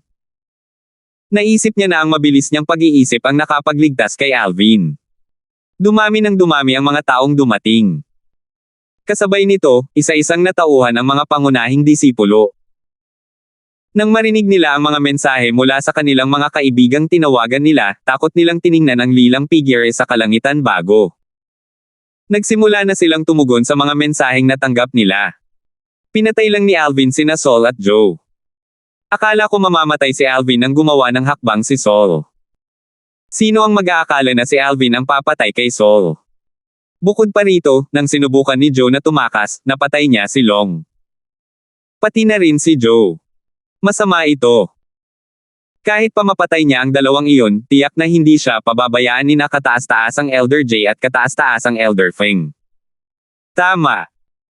Bagamat kumilos lamang si Alvin para sa pagtatanggol sa sarili laban kina Saul at Joe, alam nating lahat na hindi magiging ganoon kadali ang mga bagay-bagay. Masisisi lang ni Alvin ang sarili niya dahil sa kawalan ng makapangyarihang pinagmulan. Natulala ang mga bagong dating nang marinig nila ang nangyari. Pinatay ni Alvin sina Joe at Saul. Natigilan si Fraser nang marinig niya ang diskusyon ng mga pangunahing disipulo. Nang tignan niya ang lilang figure sa malayo, pakiramdam niya ay nakatingin siya sa isang estranghero. Hindi niya kayang patayin si Saul sa isang galaw lang. Nangangahulugan ito na ang lakas ni Alvin ay higit pa sa kanya. Sa oras na ito, dalawang matinding sigaw ang umalangaw-ngaw sa buong lupain ng Hidden Fog Sect. Joe! Saul! 3,736. Isang kaguluhan ang sumiklab sa buong Hidden Fog Sect nang umalangaw-ngaw ang dalawang matinding sigaw sa buong sect estate. Maliban sa mga nasa closed-door cultivation, narinig ng lahat ang matinding sigaw. Joe! Saul! Saul ba ito? Nalito ang mga hindi nakatanggap ng balita. Matapos magtanong-tanong, nagsimula silang magmadali patungo sa cultivation ground ng mga pangunahing disipulo. Lahat, elderman o disipulo, ay nagtungo roon. Maging si Feng Yin, ang pangalawang elder ng Hidden Fog Sect, ay papunta na rin sa cultivation ground ng mga pangunahing disipulo. Anong nangyari? Mga boses iyon ni kataas-taasang Elder J at kataas-taasang Elder Feng. May nangyari siguro kina Joe at Saul. Tuwang-tuwa si Feng Yin nang marinig niya noon ang tungkol sa balak nina Joe at Saul na patayin si Alvin. Tulad ng lahat, naramdaman niya na tiyak na mamamatay si Alvin kapag natagpuan na siya. Tutal, maiiwasan niya ang abala ng pagpatay mismo kay Alvin. Gusto niyang patayin si Alvin hindi lamang para ipaghiganti ang kanyang panganay na disipulo, si Tefeng, kundi dahil nag-aalala rin siya na si Alvin ay magiging banta sa kanya kapag lumakas na si Alvin. Kung hindi siya gagawa ng hakbang para patayin si Alvin, maaaring wala na siyang pagkakataon sa hinaharap. Dati, nang matanggap ni Feng Yin ang balita na pumunta si Joe sa Haring Pababang Lungsod upang hanapin si Alvin, pumunta rin siya sa Haring Pababang Lungsod, umaasang mahanap at mapatay si Alvin. Sa kasamaang palad, pareho silang bumalik ni Joe nang hindi nagtagumpay. Nang marinig ni Feng Yin na bumalik na si Alvin sa Hidden Fog Sect ngayon, naghihintay siya ng magandang balita. Hindi niya inaasahan na maririnig niya ang galit na sigaw ng dalawang kataas-taasang elder. Naririnig din niya ang kalungkutan sa kanilang mga sigaw kaya nahinuhan niya na may nangyari kina Sol at Joe. Ano nga ba ang eksaktong nangyari? Kahit na si Alvin ay naging isang simpleng hari ng mga Diyos na, imposibleng mapatay niya sina Sol at Joe. May tumulong ba sa kanya? Gayunpaman, sino ang maglalakas loob na tumulong sa kanya na patayin sina Sol at Joe sa Hidden Fog Sect? Haka-haka ni Feng Yin sa loob habang lumilipad siya patungo sa cultivation ground ng mga pangunahing disipulo. Kahit nalilito si Feng Yin, tuwang-tuwa pa rin siya. Sa kanyang palagay, ngayong may nangyari kina Sol at Joe, tiyak na hindi hahayaan ni na kataas-taasang Elder J at kataas-taasang Elder Feng na makalusot si Alvin. Mukhang hindi ko madudumihan ang mga kamay ko sa pagpatay sa kanya, masayang naisip ni Feng Yin sa sarili. Wala siyang pakialam kung mamatay sina Sol at Joe basta't mamatay si Alvin. Tutal, sa potensyal ni Alvin, tiyak na magiging isang mapaminsalang kaaway siya sa hinaharap. Mula nang patayin ni Alvin ang kanyang panganay na disipulo, si Tefeng, nakatakda silang maging magkaaway. Sa cultivation ground ng mga pangunahing disipulo, parami ng parami ang mga taong sumugod. Si Maxine, nakara-rating lang, ay gustong sumugod kay Alvin ngunit pinigilan siya ni Fraser. Babae, huwag kang pumunta dyan. Junior Lolo. Tumingin si Maxine kay Fraser na may pagkalito. Hindi mo ba narinig ang mga boses ni nakataas-taasang Elder J at kataas-taasang Elder Feng kanina? Pinatay ni Alvin sina Shangguan Sol at Joe, makahulugang sabi ni Fraser. Ano? Pinatay ni Alvin sina Sol at Joe. Ang lakas na niya ngayon. Nagulat si Maxine. Narinig niya ang dalawang galit na sigaw kanina, ngunit labis siyang nag-aalala para kay Alvin kaya hindi niya ito pinansin. Junior Brother Darphil. Si Wu Feng, nakara-rating lang, ay tumingin kay Alvin mula sa malayo na may masalimuot na tingin. Pagkatapos, sinabi niya sa pamamagitan ng voice transmission, Junior Brother Darfield, hindi ka dapat kumilos ng pabaya at nagdulot ng napakalaking kaguluhan. Sapat na para talunin mo sila bago ka maging Supreme Elder yun o maging nominal disciple ni Supreme Elder Wu. Ano ang gagawin mo ngayon? Tiyak na hindi ka pababayaan ni na Supreme Elder J at Supreme Elder Feng dahil lang sa pagpatay sa dalawang iyon. Gusto ko talaga kayong tulungan, pero wala akong kapangyarihan. Senior Brother Wu, salamat sa iyong pag-aalala, sagot ni Alvin habang nakatingin kay Wu Feng mula sa malayo. Pagkatapos, inilipat niya ang kanyang tingin sa karamihan. Sa gitna ng karamihan, may ilang pamilyar na mukha. Bigla na lang may umalangaw-ngaw na bulala sa hangin na nakakuha ng atensyon ng lahat. Nandito na ang pinuno ng sekta. Pagkatapos, sabay-sabay na lumingon ang lahat upang tumingin sa malayo at nakita ang isang figure na lumilipad palapit.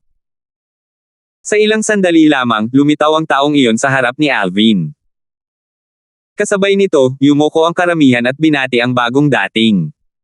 Pagbati, pinuno ng sekta.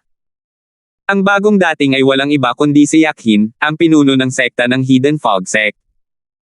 Sa katunayan, hindi Yakhin ang tunay niyang pangalan.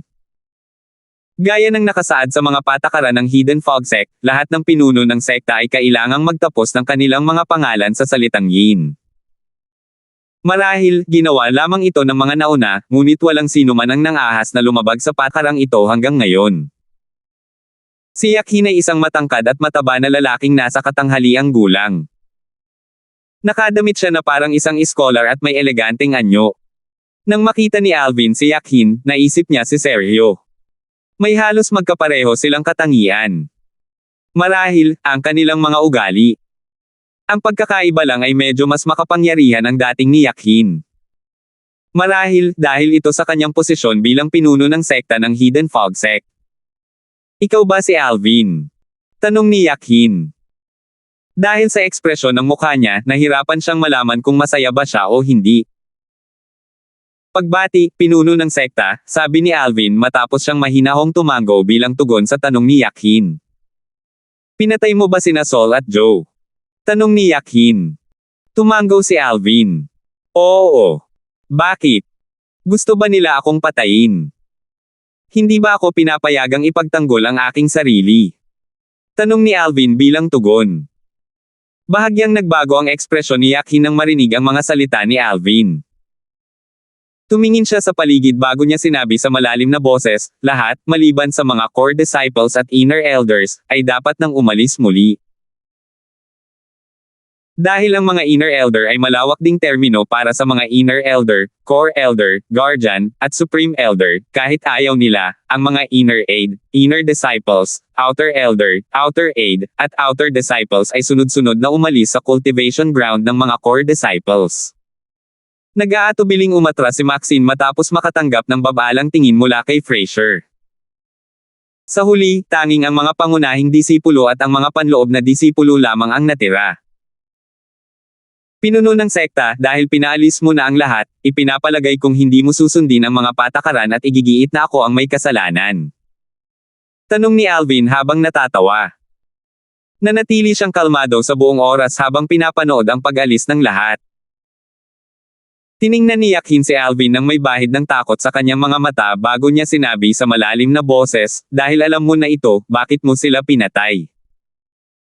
Imposibleng hindi mo alam na ang dalawang iyon ay mga disipulo nina Supreme Elder J at Supreme Elder Feng. Natural, hindi natatakot si Yakhin kay Alvin. Natatakot siya sa background ni Alvin.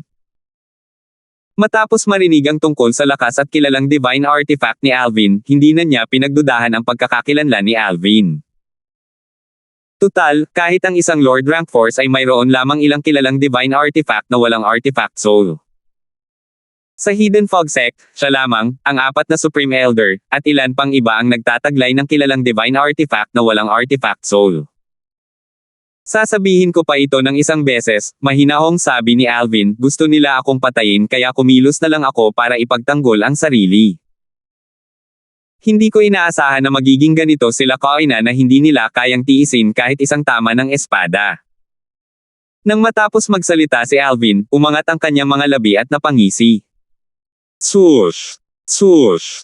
Kasunod nito, 2 figure ang lumitaw sa harap ni Alvin. Isa sa kanila ay isang payat na matandang lalaki na nakasuot ng asul na damit. Matulis ang kanyang mga mata, at ang kanyang mga damit ay lumilipad dahil sa nakakatakot na enerhiyang kanyang inilabas. Ang isa pang tao ay isang matangkad na matandang lalaki na nakasuot ng lilang damit na may birdadong kidlat. Mayroon siyang mahabang puting buhok, ngunit ang kanyang mukha ay medyo bata pa. Maituturing siyang isang lalaking nasa katanghaliang gulang. Tila may mga kidlat na kumikislap sa kanyang mga mata habang nakatingin kay Alvin. Pagbati, kataas-taasang Elder Feng. Pagbati, kataas-taasang Elder J. Magalang na binati ng lahat, maliban kay Yakhin, ang 2 matandang lalaki pagkakita pa lang nila. Malinaw na ang 2 ito ay ang mga Panginoon ni Sol at Joe, 2 sa mga kataas-taasang elder ng Hidden Fog Sect. Noon, nagpadala ang kataas-taasang elder na si Jay ng isa pa sa kanyang mga disipulo upang imbitahan si Alvin na maging disipulo niya, ngunit tinanggihan ito ni Alvin. Patay na si Alvin.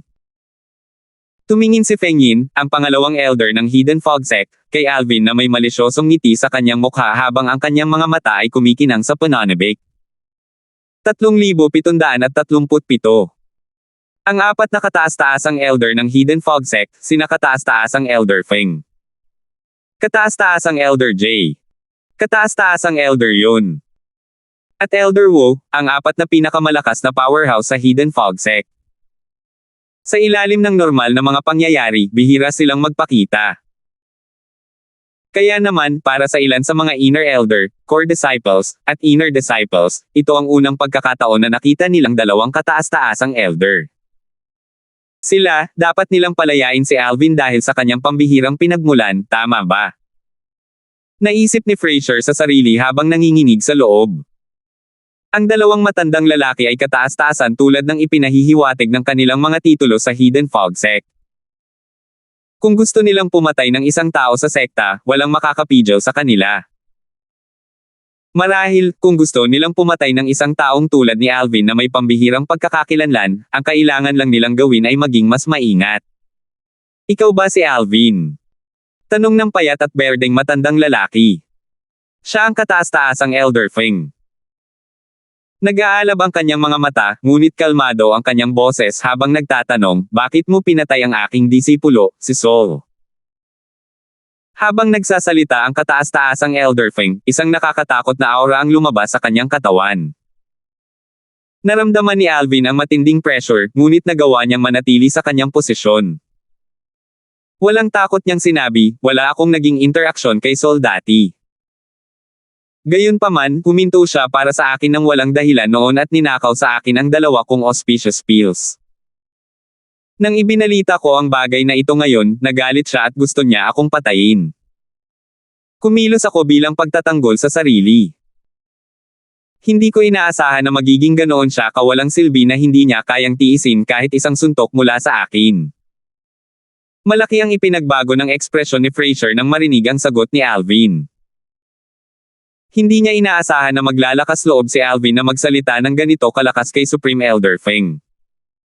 Sa isang iglap, naramdaman ng lahat ng naroon ang pagbaba ng temperatura sa cultivation ground ng mga pangunahing disipulo.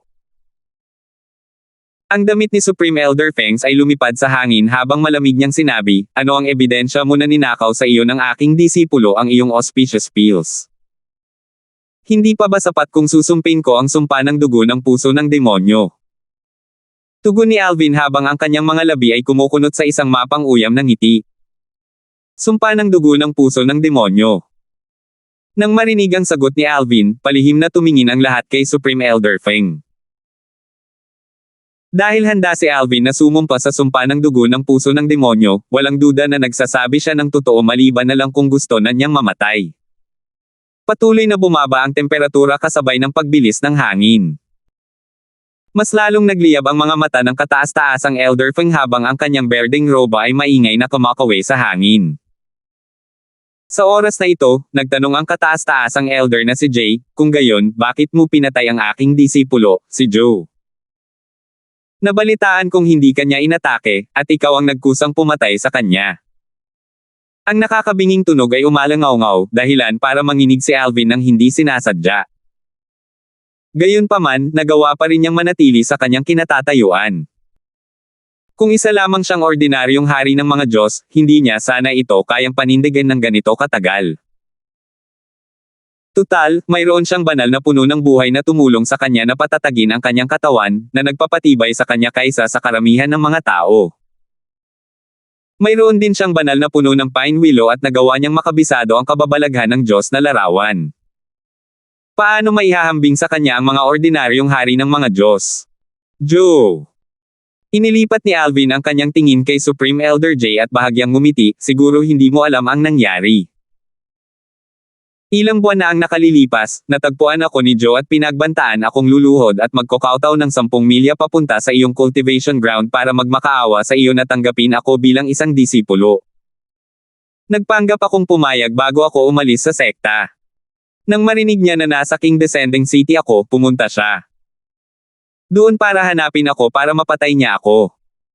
Matagal siyang nasa King Descending bago siya bumalik sa sekta. Pagbalik ko, lumapit siya sa akin, determinado akong patayin. Dahil gusto niya akong patayin, bakit ko siya hahayaang umalis at bigyan ng isa pang pagkakataon na patayin ako?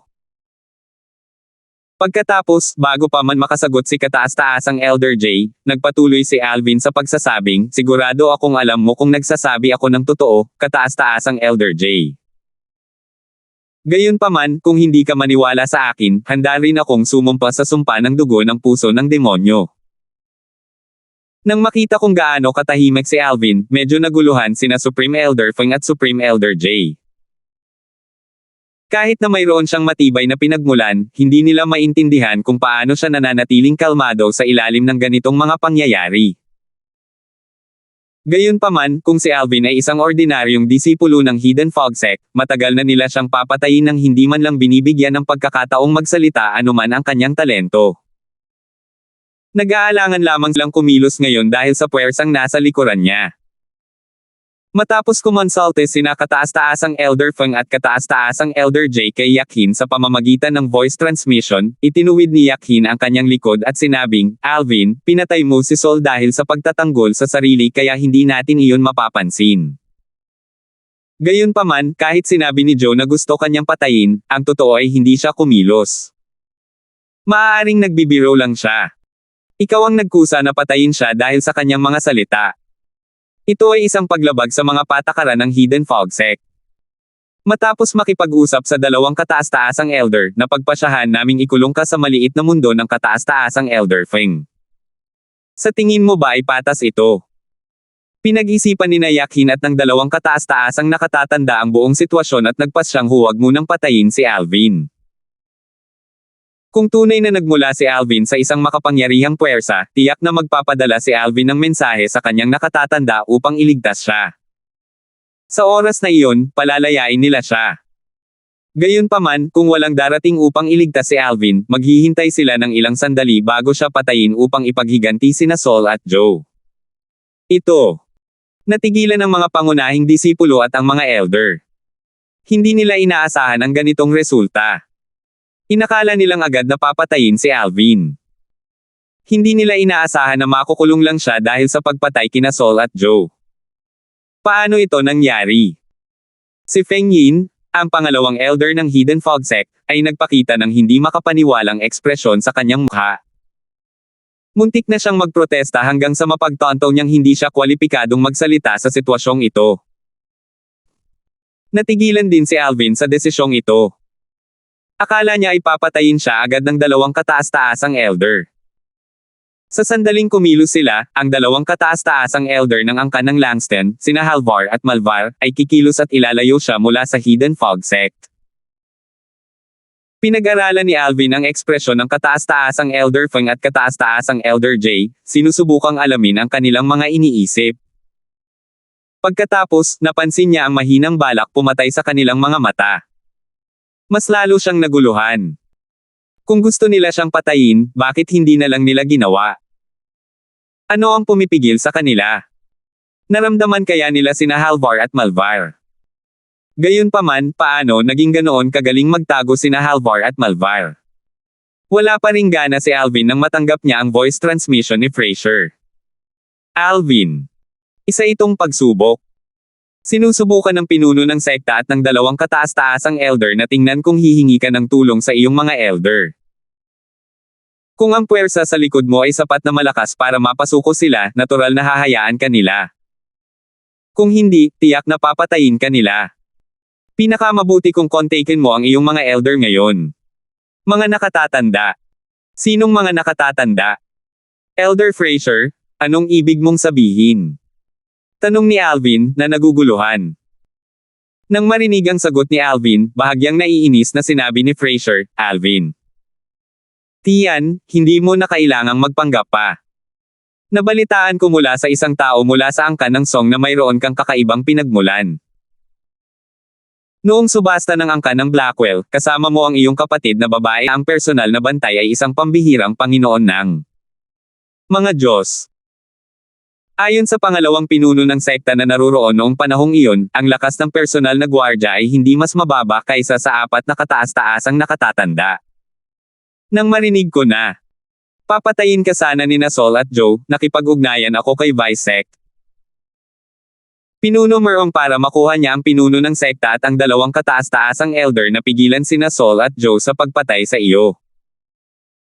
Gayunpaman, hindi ko inaasahan na hindi lang pala sila nabigong patayin ka, kundi pinatay mo rin pala sila. Kanina pa nag-aalala si Fraser Damon.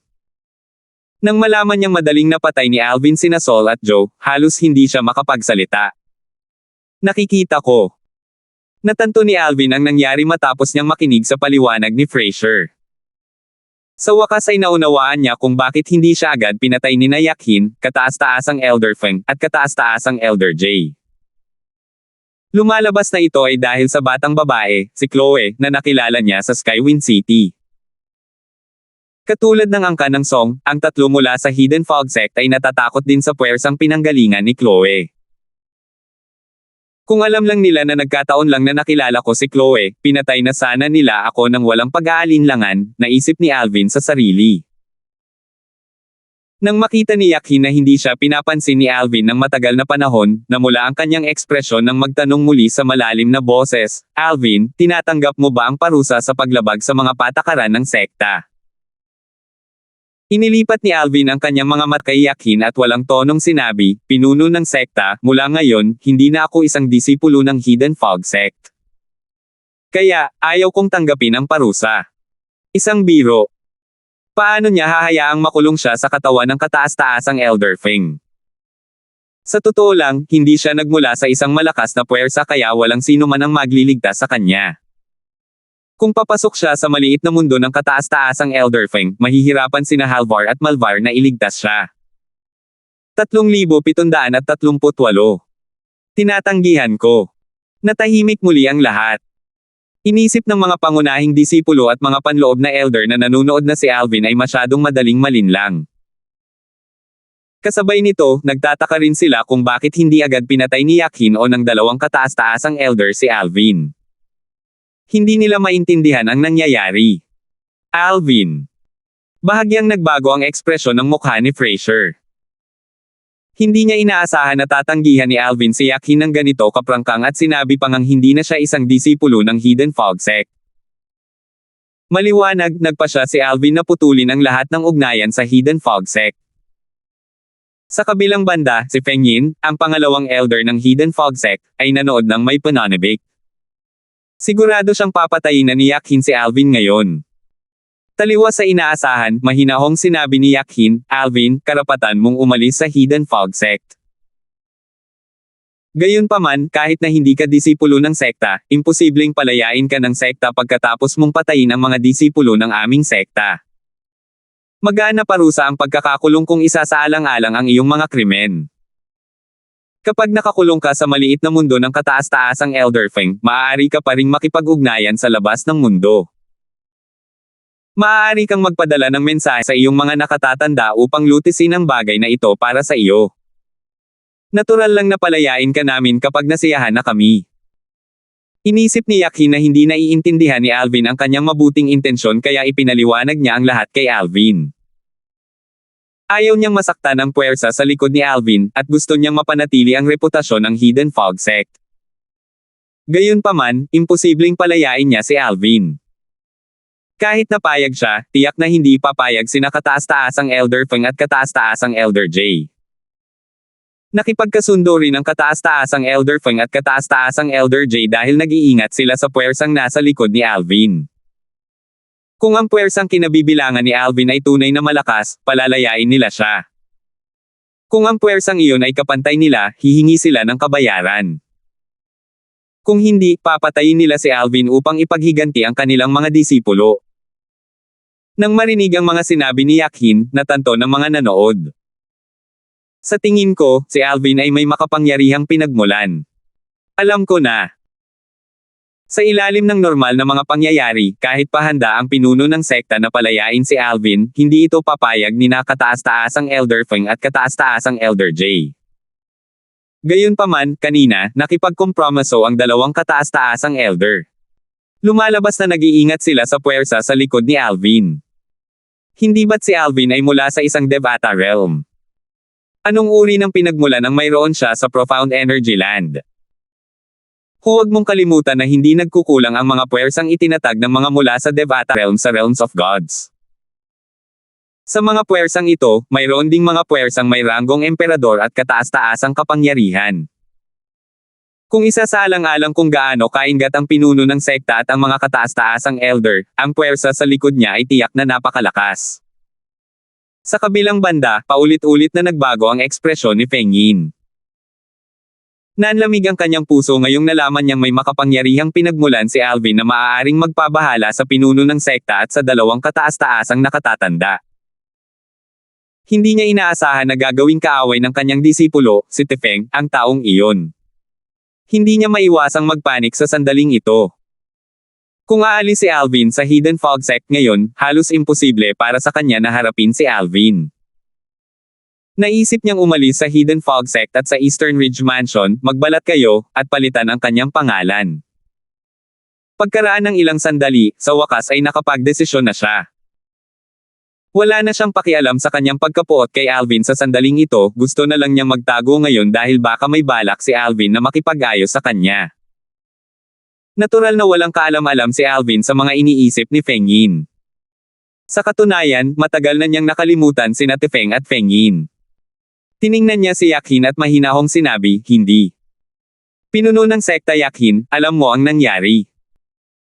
Kung magtagumpay sina Sol at Joe na patayin ako ngayon, ano ang mangyayari sa kanila kung isa lamang akong ordinaryong disipulo na walang suporta? Isang mapang-uyam na ngiti ang lumitaw sa kanyang mukha habang patuloy niyang sinasabi, natatakot ako na ang dalawang iyon ay hindi parurusahan kahit na malinaw nilang nilabag ang mga patakan ng sekta. Marahil, kung mayroon akong makapangyarihang pinagmulan ay handang parusahan sila ng Hidden Fog Sect at ng dalawang kataas-taasang elder, tama ba? Ngumisi si Alvin pagkatapos niyang magsalita. Nagulat ang lahat sa katapangan at kumpiyansa ni Alvin. Maraming matatanda sa loob ang ngumiti ng mapait nang marinig ang mga salita ni Alvin. Alam nilang tama si Alvin. Kung papatayin sila ni Sol at Joe, hindi sila mapaparusahan. Tutal, ang dalawa ay may makapangyarihang mga amo. Malamig na kumislap ang mga mata ni Yakhin habang sinasabi niya sa malalim na boses, hindi kami makikipagkompromiso sa parusang ito kahit ano paman. Mabuti na lang at ikinukulong ka lang namin. Napagkasunduan na nina Yakhin at ng dalawang kataas-taasang elder bago pa man ito.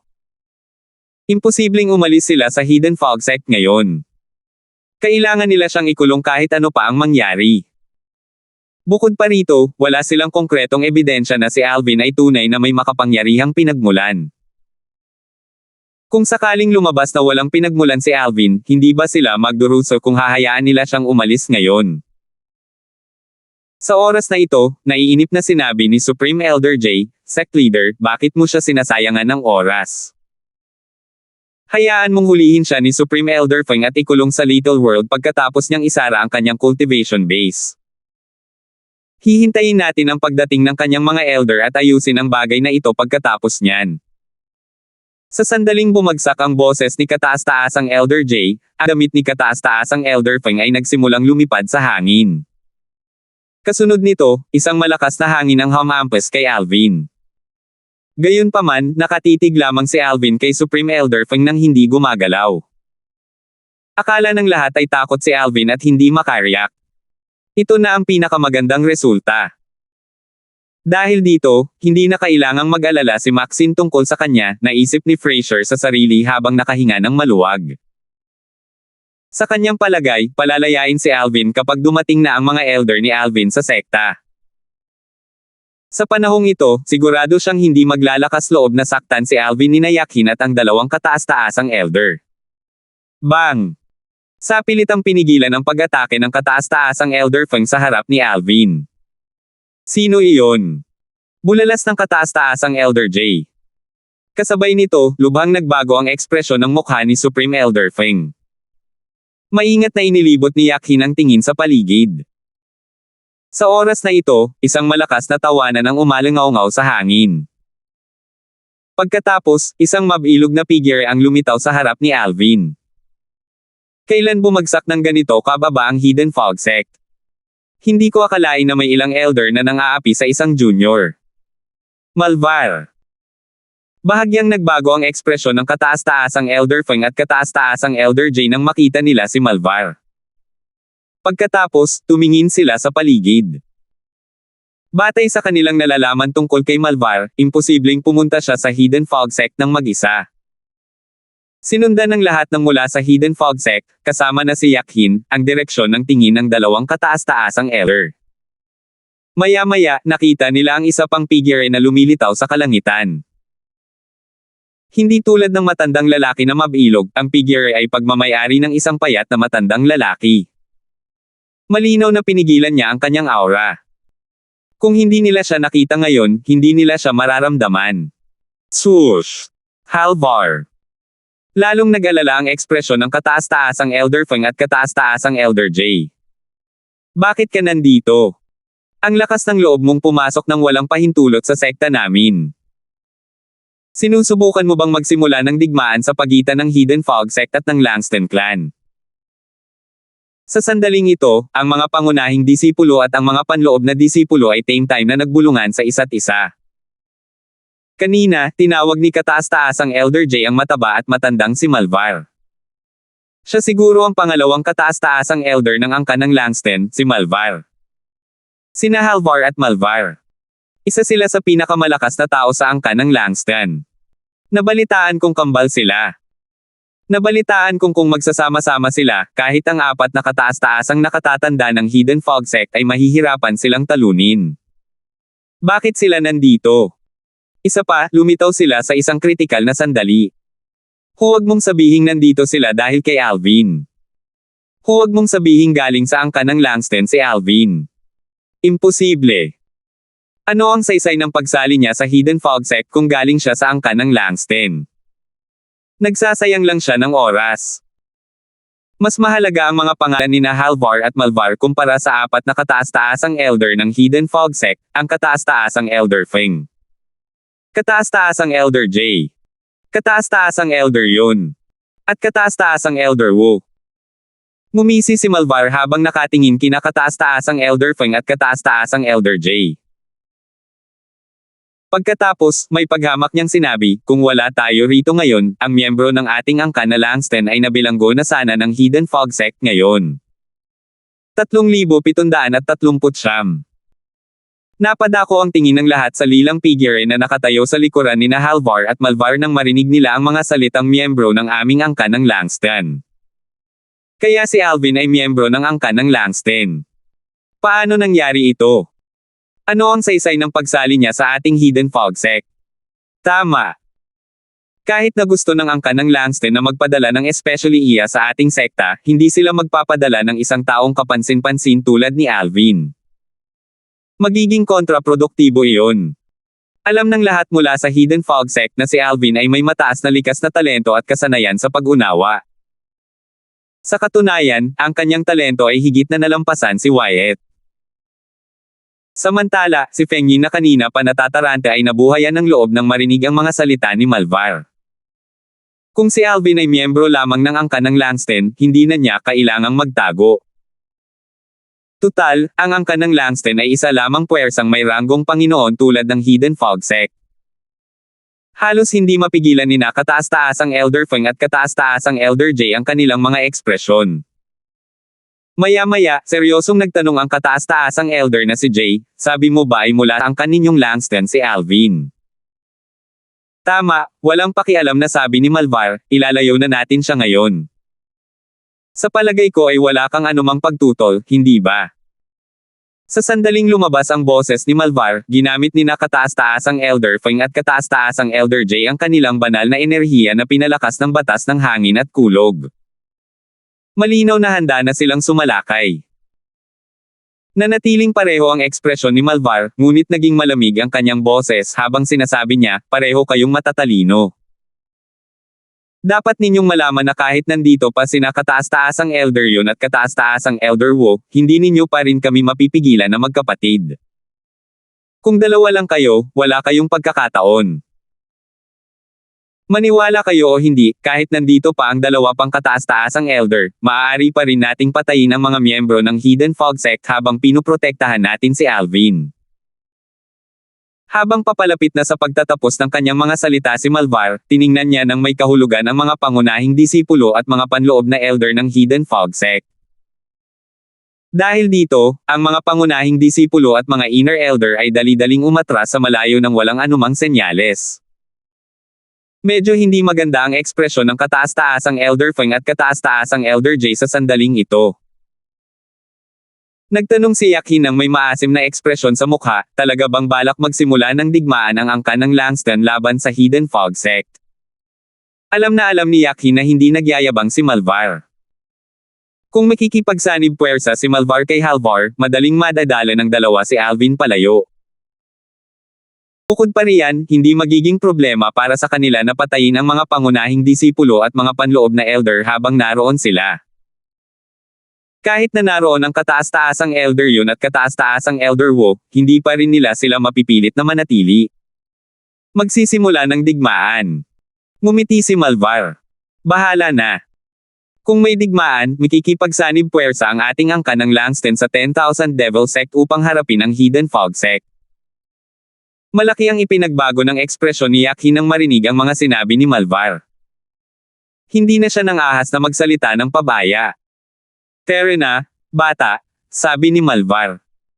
Sa ilalim ng mapagmasid na mga mata ng lahat, inilabas ni Malvar ang lumilipad na barkong Panginoon. Pagkatapos, siya at si Halvar ay dinala si Alvin sa lumilipad na barko sa isang kisap mata lamang. Mula simula hanggang katapusan, sina Yakhin, ang kataas-taasang Elder Feng, at ang kataas-taasang Elder Jay ay hindi nang ahas na kumilos ng padalos-dalos. Tutal, alam nila na sa kabila ng mabait na anyo ng mataba na si Malvar ay talagang walang awa.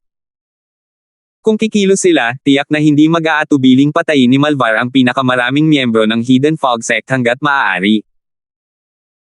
Bukod dito, si Yakhin at ang dalawang kataas-taasang elder ay may iba pang mga disipulo sa mga pangunahing disipulo na naruroon. Ang dalawang kataas-taasang elder ay nawalan na ng tig-iisang disipulo kaya gusto nilang mabawasan ang mga nasawi. Dahil sa mga kadahilanang ito, napanood lamang nila ang pag-alis ni Alvin kasama sina Halvar at Malvar.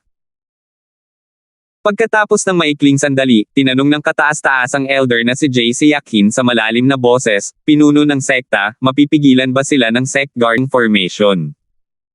Malinaw na halos hindi mapigilan ni Supreme Elder Jay ang kanyang galit. Hindi.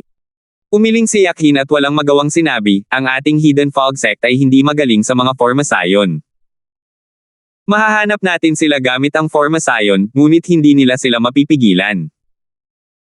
Mas mahirap pa ito ngayon na umalis na ang lumilipad na barko sa ating lupain.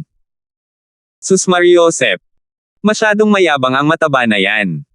Mura ni Supreme Elder Jay. Kataas-taasang Elder Feng, kataas-taasang Elder Jay, mag-usap tayo ng pribado, sabi ni Yakhin pagkatapos huminga ng malalim. Bilang pinuno ng sekta ng Hidden Fog Sect, dumanas siya ng matinding kahihiyan kanina. Paano siyang hindi magagalit? Sayang, wala na siyang magagawa sa ngayon. Maya-maya, sinabi niya, sinabihan ko na sina kataas-taasang Elder Yun at kataas-taasang Elder Wu na magkita tayo sa aking cultivation ground. Kanina, pagkalabas pa lang ni Halvar, nagpadala na ng mensahe si Yakhin kina kataas-taasang Elder Yun at kataas-taasang Elder Wu na ang mga kalakasan ay kapantay ng kataas-taasang Elder Feng at kataas-taasang Elder Jay. Sa simula, sina kataas-taasang Elder Yun at kataas-taasang Elder Wu ay patungo sa cultivation ground ng mga pangunahing disipulo. Gayunpaman, matapos madala si Alvin, sinabihan sila ni Yakhin na magkita sa kanyang cultivation ground dahil wala nang magagawa sa cultivation ground ng mga pangunahing disipulo. Pagkatapos umalis ni na kataas-taasang Elder Feng at kataas-taasang Elder Jay, iginala ni Yakhin ang kanyang tiin sa lahat at sinabing, dapat malaman ng lahat kung ano ang maaaring sabihin at kung ano ang hindi maaaring sabihin tungkol sa bagay na ito ngayon. Kung malaman kung may sino man sa inyo ang nagkakalat ng chismis, hindi ako magpapakita ng awa. Tumango ang mga pangunahing disipulo at ang mga inner elder. Gayunpaman, alam ni Yakhin na ang kanyang mga banta ay hindi lubos na makakapidyaw sa pagkalat ng bagay ngayon. Si Supreme Elder Yun ang pinakamalakas sa apat na Supreme Elder ng Hidden Fog Sect. Siya ay isang lalaking nasa katanghaliang gulang na may medyo matambok na pangangatawan. Nakasuot siya ng mamahaling damit na seda at satin at nababalutan ng mga hiyas. Mukha siyang isang mayamang lalaki mula sa makamundong kaharian. Sa kabilang banda, si Supreme Elder Wu ay mayroong mukhang bata at kakaibang aura.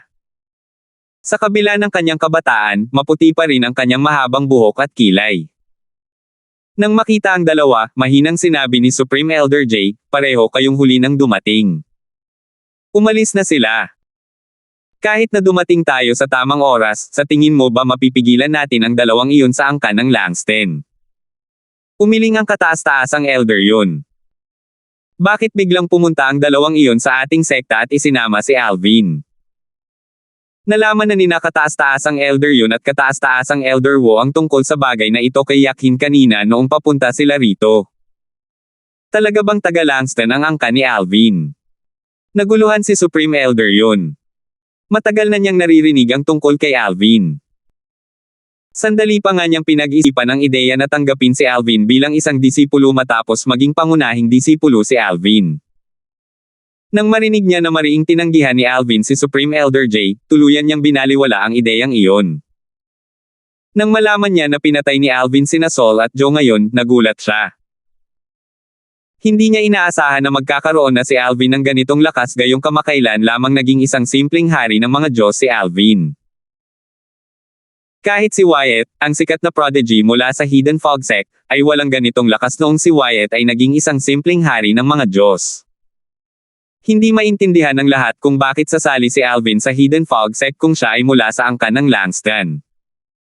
Ipinadala ba siya rito para maging especially iya?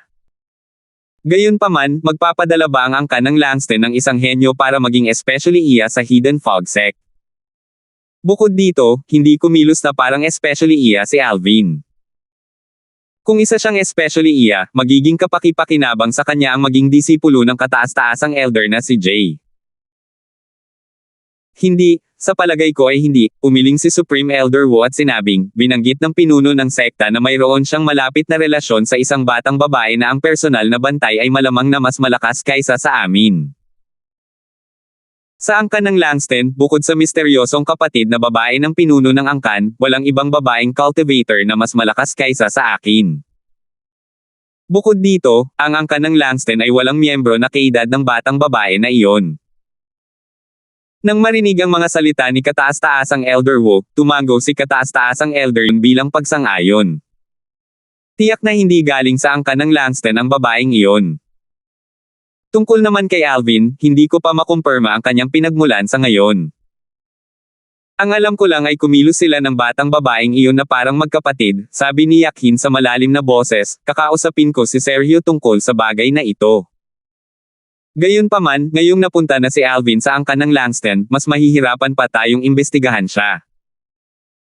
Malamig na kumislap ang mga mata ng kataas-taasang Elder Jay habang sinasabi niya, pinatay niya ang aking disipulo. Kung wala siyang malakas na puwersang sumusuporta sa kanya, tiyak na papatayin ko siya.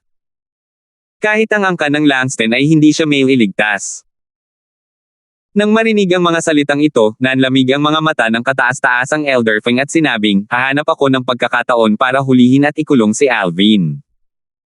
Sa oras na iyon, malalaman natin ang kanyang pinagmulan. Kung wala siyang kasama, papatayin ko siya para ipaghiganti si Saul.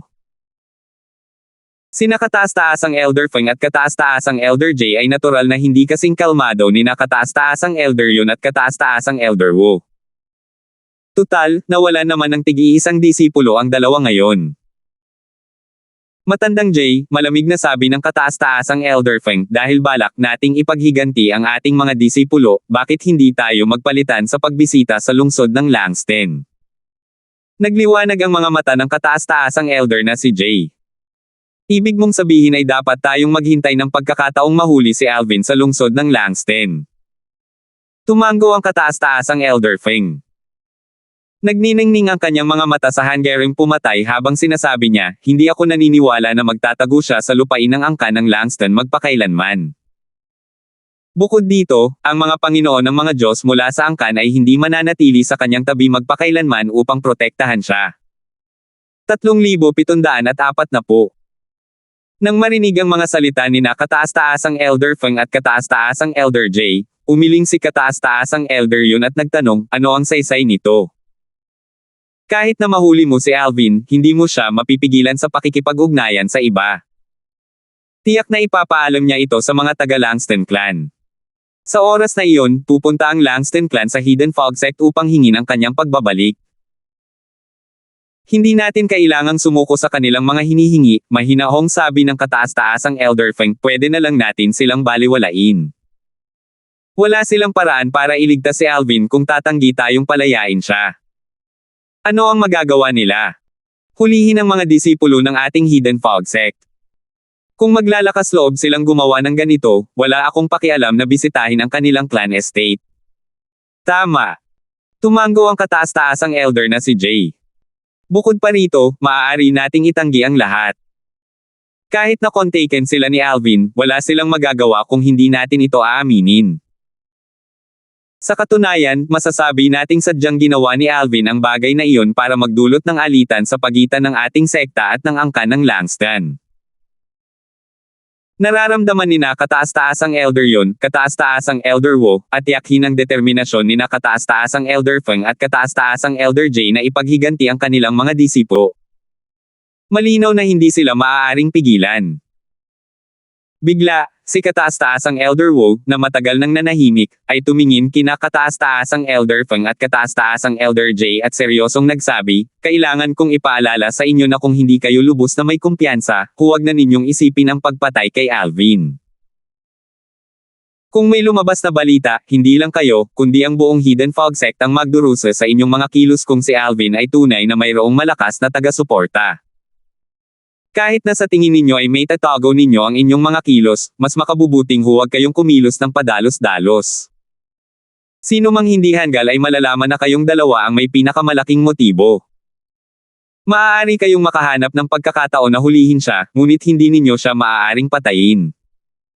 Sinabi ng kataas-taasang Elder Jay, matandang Wo, hindi lang ikaw ang nagmamalasakit sa sekta.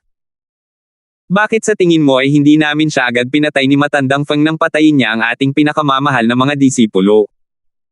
Hindi mo ba narinig ang sinabi ko kanina? Sinabi kong hulihin ko muna siya, hindi ko siya papatayin. Hanggat aalis siya sa angkan ng Langston nang walang proteksyon mula sa mga Panginoon ng mga Diyos, tiwala akong mahuhuli natin siya nang hindi nag-iiwan ng anumang bakas.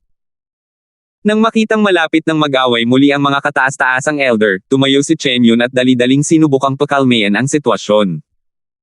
Sige, gagawin natin ang iminungkahi ni kataas-taasang Elder Feng. Ikukulong natin siya sa halip na patayin. Kapag nakumpirma na natin ang kanyang pinagmulan, palalayain natin siya o papatayin ng naaayon.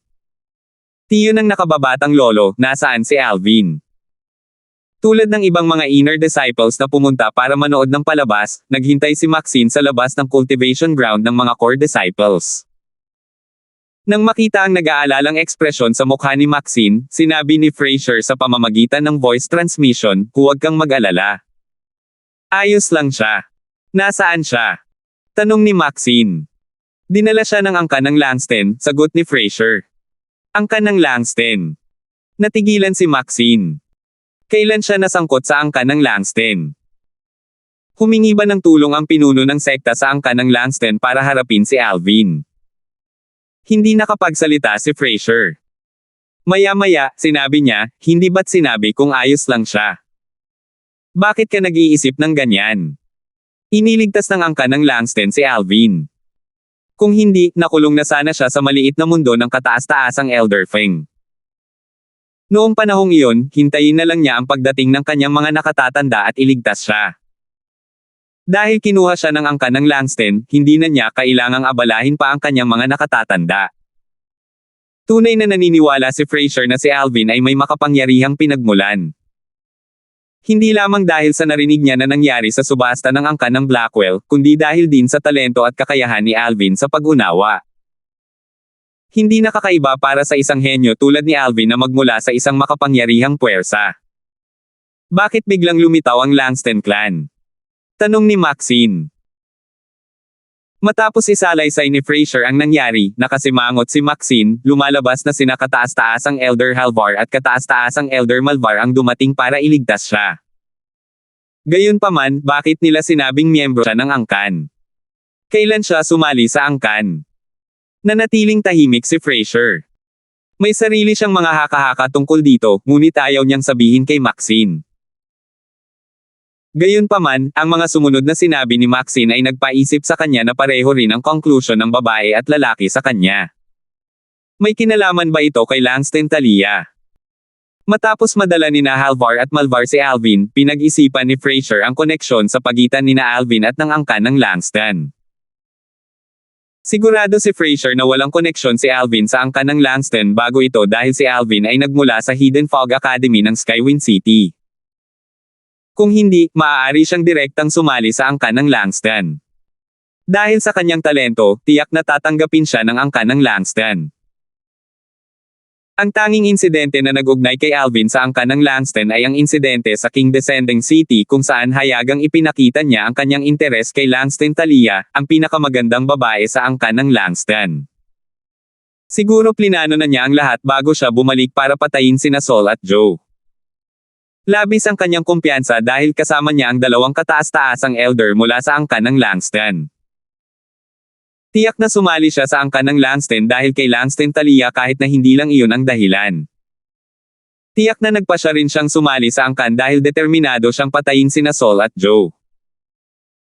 Alam niyang hindi na siya makakapanatili sa sekta pagkatapos niyang patayin ang dalawa, sabi ni Maxine. Tumango si Fraser. Pareho sila ng iniisip ni Maxine. Nang makita niya ang malungkot na ekspresyon sa mukha ni Maxine, bumantong hininga siya, "Girl, kalimutan mo na siya. Hindi siya ang para sa iyo. Pareho kayong galing sa magkaibang mundo." Maganda ang mood ni Alvin matapos umalis sa Hidden Fog Sect kasama sina Halvar at Malvar. Dati, sina Saul at Joe ay parang isang bundok na dumidiin sa kanyang dibdib, dahilan para makaramdam siya ng pagkasakal. Mas gumaan ang pakiramdam niya ngayon na napatay niya silang dalawa. "Bata, napakawalang awa mo. Hindi mo lang pinatay ang disipulo ni matandang Fang na si Saul, kundi pinatay mo pa ang disipulo ni matandang Jay na si Joe," sabi ni Malvar pagkatapos niyang idila ang kanyang dila. "Natatakot ako na ang pangalan mo ay maaalala magpakailanman sa Hidden Fog Sect dahil sa kung gaano mo hindi malilimutang mga ginawa. Pareho lang ang kahihinatnin kung isa o dalawa sa kanila ang mapatay ko," sabi ni Alvin na may malamig na ngiti. Noon pa man ay sinusunod ni Alvin ang prinsipyong huwag manakit ng iba hanggat hindi siya pinababayaan. Gayunpaman, gagantihan niya ng 10 beses ang mga nanakit sa kanya. Noon, ninakawan siya ni Saul ng 2 auspicious pills, dahilan para matigil ang kanyang cultivation base sa antas ng isang advanced god. Bukod dito, kanina, gumawa ng hakbang si Saul para patayin muna siya. Sa sandaling gumawa siya ng hakbang, hinatulan na siya ni Alvin ng kamatayan. Kung tungkol naman kay Joe, ang pasimuno ng problema, alam ni Alvin na hindi niya maaaring paalisin si Joe. Base sa kung paano nagpakita si Joe pagkabalik niya, malinaw na determinado si Joe na patayin siya. Hindi niya hahayaang mabuhay ang mga taong nagdudulot sa kanya ng panganib. Napaka-determinado. "Bata, maliwanag ang kinabukasan mo," sabi ni Malvar pagtapos ng maikling sandaling katahimikan. Nag-iisip siya kung paano sa isagot sandali bago niya tuluyang itinaas ang kanyang matambok na kamay at binigyan si Alvin ng thumbs up. Sa sandaling ito, si Halvar, na halos tahimik lang, ay biglang tumingin kay Alvin at sinabing, "Hindi ka nila tinangkang patayin kanina." Tama. Biglang naalala ni Malvar ang mga ginawa ng matataas na opisyal ng Hidden Fog Sect kanina. Nagtataka niyang tanong, "Alvin, hindi mabait ang 2 kataas-taasang elder na iyon. Papatayin sana nila agad ang taong pumatay sa kanilang mga disipulo. Hindi mahalaga kung ang taong iyon ay may mataas na talento o kasanayan sa pag-unawa. Bakit ka lang nila napagpasyahan na ikulong?" Nakatayo sina Malvar at Halvar sa medyo malayong distansya kaya hindi nila narinig ang lahat ng sinabi. Hindi nila narinig ang mga salita ni Yakin kaya hindi nila alam na inaakala ng lahat na si Alvin ay nagmula sa isang makapangyarihang puwersa. Bukod dito, nalaman nila na noong gumawa ng hakbang ang kataas-taasang Elder Fang para hulihin si Alvin, ang puwersang ginamit niya ay hindi nakamamatay. Malinaw sa kanila na wala siyang balak na saktan o patayin si Alvin at gusto lamang niyang hulihin si Alvin. Dahil sa mausis ang tingin ni Halvar at sa mga salita ni Malvar, sinabi ni Alvin ng diretso ang mukha, "Natatakot silang hahanapin sila ng aking kapatid para makipag-ayos kung sakaling mamatay ako."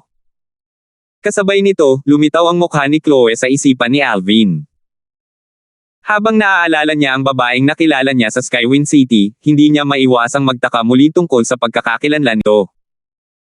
Bukod dito, iginiit ng babae na kapatid niya ito at nakipagtalik sa kanya na parang sigurado siyang kapatid niya ito. Salamat po at sinamahan ninyo ako, ingat lagi mga master.